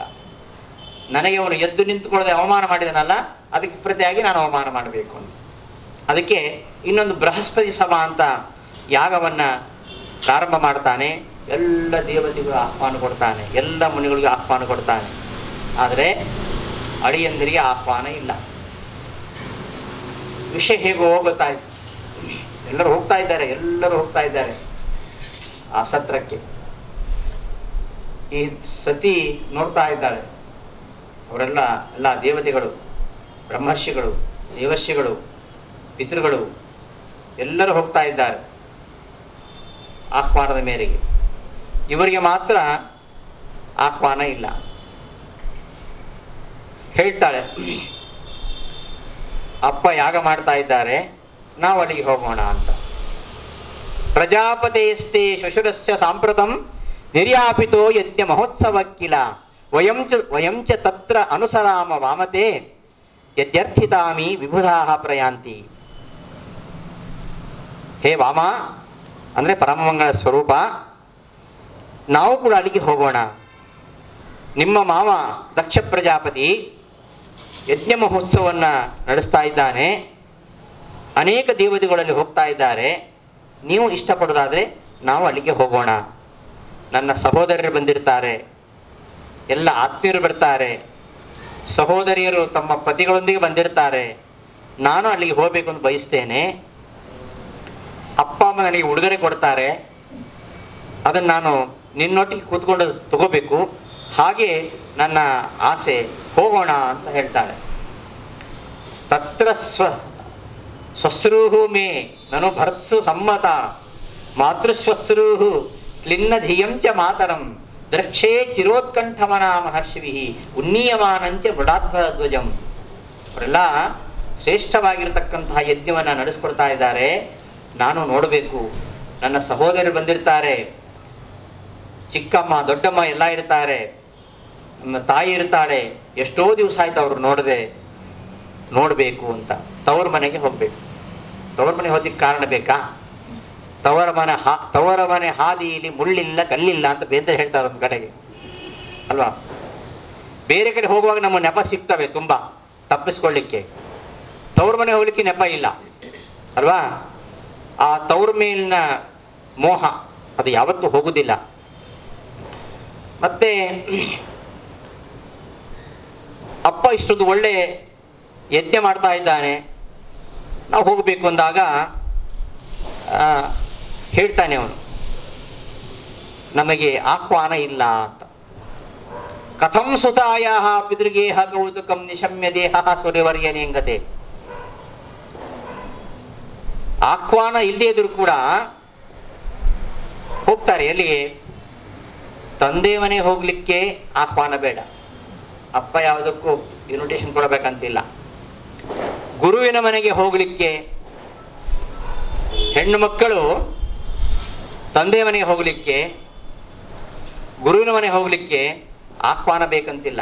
ಪಿತೃಗೇಹ ಕೌತುಕಂ ನಿಶಮ್ಯ ದೇಹ ಸುರವರ್ಯನೇಂಗತೆ. ತಂದೆ ಮನೆಯಲ್ಲಿ ವಿಶೇಷವಾಗಿರತಕ್ಕಂತಹ ಉತ್ಸವ ನಡೀತಾ ಇದ್ರೆ ಮಗಳು ಅದನ್ನು ನೋಡ್ಬೇಕು ಅಂತ ಹಾತೊರೆದೇ ಇರ್ಲಿಕ್ಕೆ ಸಾಧ್ಯನಾ? ಹೆಣ್ಮಕ್ಳು ಯಾವತ್ತು ಪತಿಯ ಮನೆಗೆ ಹೋಗ್ಲಿಕ್ಕೂ ಆಹ್ವಾನ ಬೇಡ, ತಗೊಂಡು ಬಂದಿರ್ತಾಳೆ, ಮತ್ತೆ ಪತಿ ಆಹ್ವಾನ ಕೊಡ್ಬೇಕಂತಿಲ್ಲ. ಪತಿಯ ಮನೆಗೆ ಹೋಗ್ಲಿಕ್ಕೆ, ಗುರುಗಳ ಮನೆಗೆ ಹೋಗ್ಲಿಕ್ಕೆ, ತಂದೆಯ ಮನೆಗೆ ಹೋಗ್ಲಿಕ್ಕೆ ಆಹ್ವಾನ ಇಲ್ಲದೇ ಇದ್ರೂ ಕೂಡ ಪ್ರೀತಿಯಿಂದ ಹೋಗ್ತಾರೆ. ನೀನು ದಯಾಮಯ, ಈ ಅಪೇಕ್ಷೆಯನ್ನ ನಡೆಸ್ಕೊಡ್ಬೇಕು, ಪ್ರಸನ್ನನಾಗು. ಆಹ್ವಾನವಿಲ್ಲದೆ ಹೇಗೆ ಹೋಗುವುದು ಅಂತ ಯೋಚನೆ ಮಾಡೋದು ಬೇಡ ಅಂತೆಲ್ಲ ಹೇಳಿದಾಗ ಶಿವ ನಗ್ತಾನಂತೆ. ಏವಂ ಗಿರಿತ್ರಃ ಪ್ರೇಯ ಅಭಿಭಾಷಿತಃ ಪ್ರತ್ಯಭ್ಯದಾತ್ ತಾಂ ಪ್ರಹಸನ್ ಸುರಪ್ರಿಯಃ ಸಂಸ್ಮಾರಿತೋ ಮರ್ಮಭಿದಕ್ಕುವಾಗಿಶೂನ್ ಯಾನಾಹ ಕೋ ವಿಶ್ವಸೃಜಾಂ ಸಮಕ್ಷತಃ. ಸತಿದೇವಿ ಹೀಗೆ ಹೇಳಿದಾಗ ಆ ದಕ್ಷ ಪ್ರಜಾಪತಿ ಎಂತಹ ಮಾತುಗಳನ್ನಾಡಿದ್ದಾನೆ. ಮರ್ಮಭೇದಕವಾಗಿರತಕ್ಕಂತಹ ಬಾಣದ ಹಾಗೆ ಮಾತುಗಳನ್ನಾಡಿದ್ದಾನೆ. ಅದನ್ನು ಕೇಳಿಸಿಕೊಂಡು ಅಲ್ಲಿಗೆ ಹೋಗ್ಲಿಕ್ಕಾಗತ್ತಾ? ಹೇಳ್ತಾನೆ ಶಿವ, ತ್ವಯಾ ಉಚಿತಂ ಶೋಭನಮೇವ ಶೋಭನೆ ಅನಾಹೂತ ಅಪ್ಯಭಿಯಾಂತಿ ಬಂಧುಷು ತೇ ಯದಿ ಅನುತ್ಪಾದಿತ ದೋಷ ದೃಷ್ಟಯಃ ಬಲೀಯಸ ಅನಾತ್ಮ್ಯಮದೇನ ಮನ್ಯುನ. ನೀನು ಹೇಳಿದ ಸರಿ, ಬಂಧುಗಳಲ್ಲಿ ಅವರು ಕರೀದಿದ್ರು ಕೂಡ ಅವರ ಮನೆಗೆ ಹೋಗುದುಂಟು. ಆದರೆ ಈ ದೇಹಾಭಿಮಾನಜನ್ಯವಾಗಿರತಕ್ಕಂತಹ ಅಹಂಕಾರ, ಕ್ರೋಧ, ಇವುಗಳಿಂದ ಯಾರಲ್ಲಿ ದೋಷ ದೃಷ್ಟಿ ತುಂಬಿದೆಯೋ ಅವರಲ್ಲಿ ಹೋಗಬಾರದು. ವಿದ್ಯಾ ತಪೋ ವಿತ್ತ ವಪುಹು ವಯಕ್ಕುಲೈಹಿ ಸತಾಂ ಗುಣೈಹಿ ಷಡ್ಭಿಹಿ ಅಸತ್ತಮಾಮದೈಹಿ ಸ್ಮೃತೌ ಹತಾಯಾಂ ಅಭಿಮಾನ ದುರ್ದೃಶಃ ತಪ್ತಾ ನ ಪಶ್ಯಂತಿ ಹಿ ಧಾಮ ಭೂಯಸಾಂ. ವಿದ್ಯೆ, ತಪಸ್ಸು, ಸಂಪತ್ತು, ಶರೀರ ಬಲ, ಯೌವನ, ಉಚ್ಚವಾದ ಕುಲ ಇವೆಲ್ಲ ಇರಬೇಕು. ಯಾರಿಗಿರಬೇಕು? ಸಜ್ಜನರಿಗಿರಬೇಕು. ಸಜ್ಜನರಿಗಿದ್ರೆ ಅದು ಶೋಭೆ. ಆದರೆ ದುರ್ಜನರಲ್ಲಿ ಈ ಗುಣಗಳಿದ್ದಾಗ ವಿದ್ಯೆ, ತಪಸ್ಸು, ಧನ ಸಂಪತ್ತು, ಶರೀರ ಬಲ, ಯೌವನ ಮತ್ತು ಉಚ್ಚವಾದ ಕುಲ ಇವು ಸಜ್ಜನರಲ್ಲಿದ್ದರೆ ಏನು ತೊಂದರೆ ಇಲ್ಲ. ದುರ್ಜನರಲ್ಲಿ 6 ಗುಣಗಳಿದ್ರೆ ಅವರು ಅಹಂಕಾರ ಪಡ್ತಾರೆ. ಅವರ ಶಾಸ್ತ್ರಜ್ಞಾನ ಕುರುಡಾದಾಗ ಅಭಿಮಾನದಿಂದ, ಅಹಂಕಾರದಿಂದ ಅವರ ದೃಷ್ಟಿ ದೋಷಪೂರ್ಣವಾದಾಗ ಅವರು ಮಾತ್ಸರ್ಯದಿಂದ ಒಳಗೇ ಬೇಯ್ತಾ ಇರ್ತಾರೆ. ಅವರು ಯಾವತ್ತೂ ಮಹಾತ್ಮರ ಸದ್ಗುಣಗಳನ್ನು ನೋಡಲಿಕ್ಕೆ ಇಷ್ಟಪಡೋದಿಲ್ಲ. ನ ಏತಾದೃಶಾನಾಂ ಸ್ವಜನವ್ಯಪೇಕ್ಷೆಯ ಗ್ರಹಾನ್ ಪ್ರತೀಯಾತ್ ಅನವಸ್ಥಿತಾತ್ಮನಾಂ. ಇಂಥವರ ಮನೆಗೆ ಯಾವತ್ತೂ ಹೋಗಬಾರದು. ಅವರ ಬುದ್ಧಿ ಸರಿಯಾಗಿರುವುದಿಲ್ಲ. ಬಂದವರನ್ನ ವಕ್ರ ದೃಷ್ಟಿಯಿಂದ, ಹುಬ್ಬುಗಂಟಿಕ್ಕಿ ಕೋಪದಿಂದಲೇ ನೋಡ್ತಾರೆ. ಅಂತಹ ವಕ್ರ ಬುದ್ಧಿಯ ಬಂಧುಗಳು ಆಡ್ತಕ್ಕಂತಹ ಕೆಟ್ಟ ಮಾತುಗಳು ಅವು ನಮ್ಮ ಹೃದಯದಲ್ಲಿ ವೇದನೆಯನ್ನುಂಟು ಮಾಡ್ತವೆ. ಹಗಲಿರಲು ನರಳಬೇಕಾಗ್ತದೆ, ರಾತ್ರಿ ನಿದ್ದೆ ಬರುವುದಿಲ್ಲ. ಯುದ್ಧದಲ್ಲಿ ಹೋರಾಡತಕ್ಕಂತಹ ಶತ್ರು ಎಷ್ಟೋ ಗಾಯಗಳಿಗೆ ಒಳಗಾಗ್ತಾನೆ, ಆದರೆ ಗಾಯ ವಾಸಿ ಆದಮೇಲೆ ಅದೆಲ್ಲವನ್ನು ಮರಿತಾನೆ. ಆದರೆ ವಾಗ್ಬಾಣಗಳಿಂದ ಹತನಾಗಿರತಕ್ಕಂತಹ ವ್ಯಕ್ತಿ ಹಗಲು ರಾತ್ರಿಯೂ ನಿದ್ರೆ ಮಾಡುವುದಿಲ್ಲ. ಅವನು ಅಷ್ಟು ಜರ್ಜರಿತನಾಗಿರ್ತಾನೆ. ಅಂತಹ ವ್ಯಕ್ತಿ ಅವನು ಎಷ್ಟೇ ಉನ್ನತ ಸ್ಥಾನದಲ್ಲಿರಬಹುದು. ಈಗ ನಿನ್ನ ಅಪ್ಪ ಎಲ್ಲ ಪ್ರಜಾಪತಿಗಳಿಗೆ ಮುಖ್ಯಸ್ಥನಾಗಿದ್ದಾನೆ, ಉನ್ನತ ಸ್ಥಾನದಲ್ಲಿದ್ದಾನೆ. ಮತ್ತೆ ಅವನಿಗೆ ನಿನ್ನಲ್ಲಿ ತುಂಬ ಪ್ರೀತಿ ಇದೆ, ಅದು ಸುಳ್ಳಲ್ಲ. ಆದರೂ ಕೂಡ ನನ್ನ ಸಂಬಂಧ ಪ್ರಯುಕ್ತವಾಗಿ, ನೀನು ನನ್ನನ್ನು ಮದುವೆಯಾದ ಪ್ರಯುಕ್ತವಾಗಿ ನಿನ್ನಲ್ಲಿ ಎಷ್ಟೇ ಅವನಿಗೆ ಪ್ರೀತಿ ಇದ್ದರೂ ಕೂಡ ನಿನಗೆ ಆದರ ಮನ್ನಣೆ ಸಿಗುವುದಿಲ್ಲ. ಆದ್ದರಿಂದ ನನಗೆ ಅಲ್ಲಿಗೆ ಹೋಗಲಿಕ್ಕೆ ಮನಸ್ಸಿಲ್ಲ, ಅವನಿಗೆ ನನ್ನ ಮೇಲೆ ಅಸಮಾಧಾನ ಇದೆ, ಆದ್ದರಿಂದ ಹೋಗೋದು ಬೇಡ ಅಂತೆಲ್ಲ ಹೇಳ್ತಾನೆ. ಪ್ರತ್ಯುದ್ಗಮ ಪ್ರಶ್ರಯಣಾಭಿವಾದನಂ ವಿಧೀಯತೆ ಸಾಧು ಮಿತಸ್ಸು ಮಧ್ಯಮೇ ಪ್ರಾಜ್ಞಿ ಪರಸ್ಮೈ ಪುರುಷಾಯ ಚೇತಸ ಗುಹಾಶಯಾಯೈವ ನ ದೇಹ ಮಾನಿನಿ. ನೀ ಹೇಳಿ ಎದ್ದು ನಿಂತು ಗೌರವಿಸಿದ್ರೆ ಏನಾಗ್ತಾ ಇತ್ತು? ಇದೊಂದು ಸಣ್ಣ ವಿಷಯಕ್ಕೆ ದೊಡ್ಡ ಜಗಳ ಆಗಿರೋದು. ಏನೋ ಅವ್ರು ಬಂದಾಗ ಎದ್ದು ನಿಂತ್ಕೊಂಡಿದ್ದು ಸಾಕಿತ್ತು. ಹೌದು, ಎದ್ದು ನಿಂತ್ಕೊಂಡು ಆದರಿಸಬೇಕಿತ್ತು, ಅದು ತಪ್ಪಲ್ಲ ಅಂತ ನಾವು ಈಗಾಗಲೇ ನೋಡಿದ್ದೇವೆ. ಪ್ರತ್ಯುದ್ಗಮ, ಪ್ರಶ್ರಯಣ, ಅಭಿಮಾನ, ಅಭಿವಾದನ ಇದೆಲ್ಲ ಏನು ಬಂದ ಅತಿಥಿಗಳನ್ನ ಎದುರುಗೊಳ್ಳುವುದು. ಯಾರೇ ಮನೆಗೆ ಬರಲಿ ಅವರನ್ನು ಎದ್ದು ನಿಂತ್ಕೊಂಡು ಆದರಿಸಬೇಕು. ಇವತ್ತು ಆ ಸಿಸ್ಟಮೇ ಇಲ್ಲ. ಕಾಲಿಂಗ್ ಬೆಲ್ ಒತ್ತಾರೆ, ನಾವು ಒಳಗಿಂದಲೇ ಮಾತಾಡ್ತೇವೆ ಅಲ್ವಾ? ಬಂದವರನ್ನ ವಿಚಾರಿಸ್ಬೇಕು. ಏನ ಬಂದಿರಿ ಹದಳು ಬಿದ್ದರೆ ಮೈಸಿರಿ ಹಾರಿ ಹೋಗುವುದೇ, ಕುಳ್ಳಿರೆಂದರೆ ನೆಲ ಕುಳಿ ಹೋಗುವುದೇ. ಬಸವಣ್ಣವ್ರು ಹೇಳಿದ್ದು, ಬಸವಣ್ಣವ್ರು ಹೇಳಿದ ಮಾತು. ಕುಳ್ಳಿರೆಂದರೆ ನೆಲ ಕುಳಿ ಹೋಗುವುದೇ. ಬಂದವರಿಗೆ ಬನ್ರಿ ಅಂತ ಹೇಳಿದೇನು, ಏನು ಕಷ್ಟ ಆಗತ್ತಾ? ಕೂತ್ಕೊಂಡ್ರೆ ನಿಮ್ಮ ಮನೆ ಕುಸಿದು ಹೋಗತ್ತಾ ಅಂತ ಕೇಳ್ತಾರೆ ಅವರು. ಬಂದ ಅತಿಥಿಗಳನ್ನ ಎದುರುಗೊಳ್ಳಬೇಕು, ವಿನಯ ತೋರಬೇಕು, ಅಭಿವಾದನ ಮಾಡಬೇಕು. ಇವೆಲ್ಲವನ್ನು ಕೂಡ ಮಾನಸಿಕವಾಗಿ ಮಾಡ್ತಾರೆ.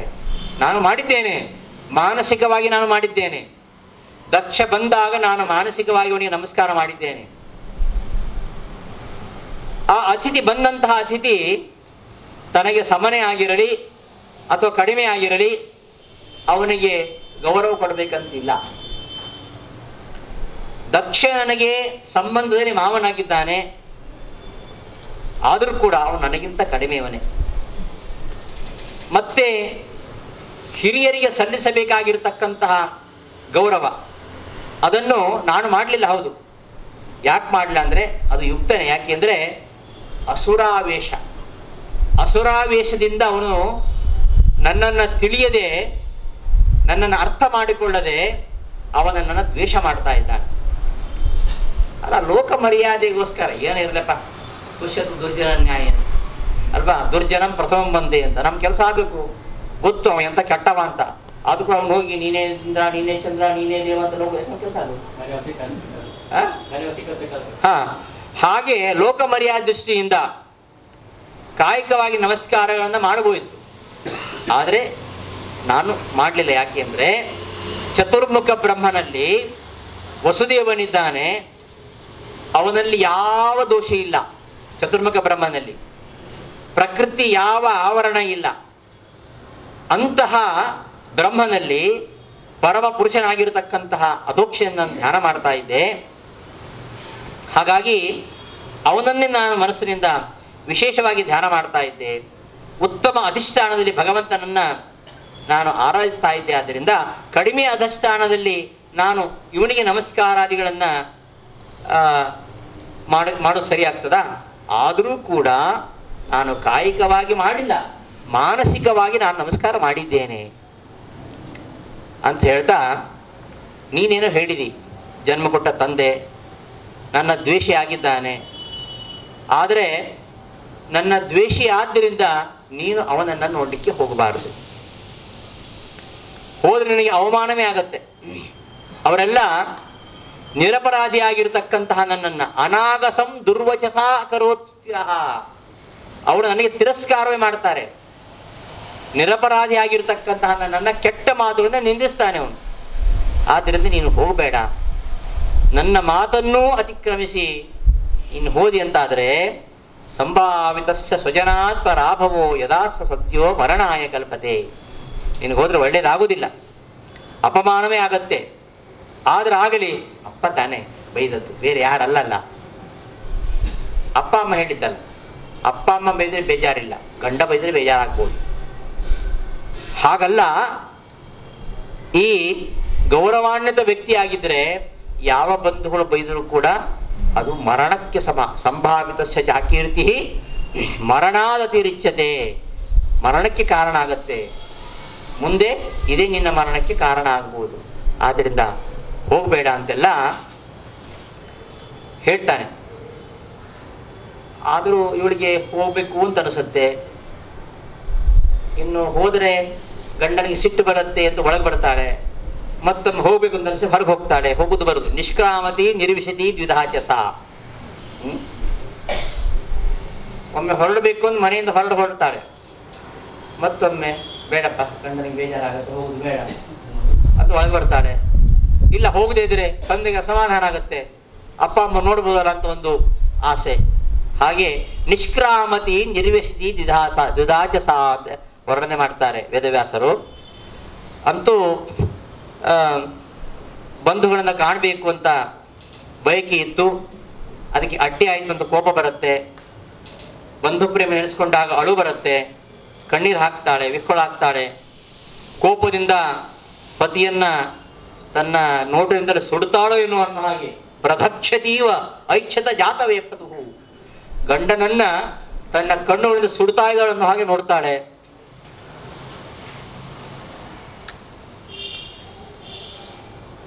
ಕೊನೆಗೆ ಶಿವನಿಗೆ ಇಷ್ಟ ಇಲ್ಲದಿದ್ರು ಕೂಡ ಅವಳು ಒಬ್ಬಳೇ ಹೊರಟು ಬಿಡ್ತಾಳೆ. ಆದರೂ ಬೇಸರಿದೆ ಅವಳಿಗೆ, ಶಿವನ ಆಜ್ಞೆ ಇಲ್ಲದೆ ಹೋಗ್ಬೇಕಾಯ್ತಲ್ಲ ಅಂತೇಳಿ ವ್ಯಥೆಯಿಂದಲೇ ಹೋಗ್ತಾಳೆ. ಸರಿ, ಅವಳೊಬ್ಬಳೇ ಹೋಗ್ಲಿಲ್ಲ, ಅವಳ ಹಿಂದೆ ಶಿವನ ಅನುಚರರೆಲ್ಲ ಹೋಗ್ತಾರೆ.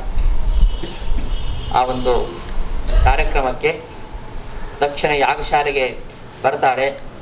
ಎಲ್ಲ ದೇವತೆಗಳಿದ್ದಾರೆ, ಋಷಿಮುನಿಗಳಿದ್ದಾರೆ, ಎಲ್ಲ ಕಡೆ ವೇದ ಧ್ವನಿ ಮೊಳಗ್ತಾ ಇದೆ. ಯಾಗಶಾಲೆಗೆ ಬಂದಾಗ ದಕ್ಷ ಅವಳ ಕಡೆ ನೋಡ್ಲೇ ಇಲ್ಲ. ಗಂಡ ಏನೋ ಸಣ್ಣ ತಪ್ಪು ಮಾಡಿದ್ದಾನೆ, ಆದ್ರೆ ಮಗಳಲ್ವಾ, ಆ ಪ್ರೀತಿ ಇದ್ದೇ ಇರುತ್ತೆ.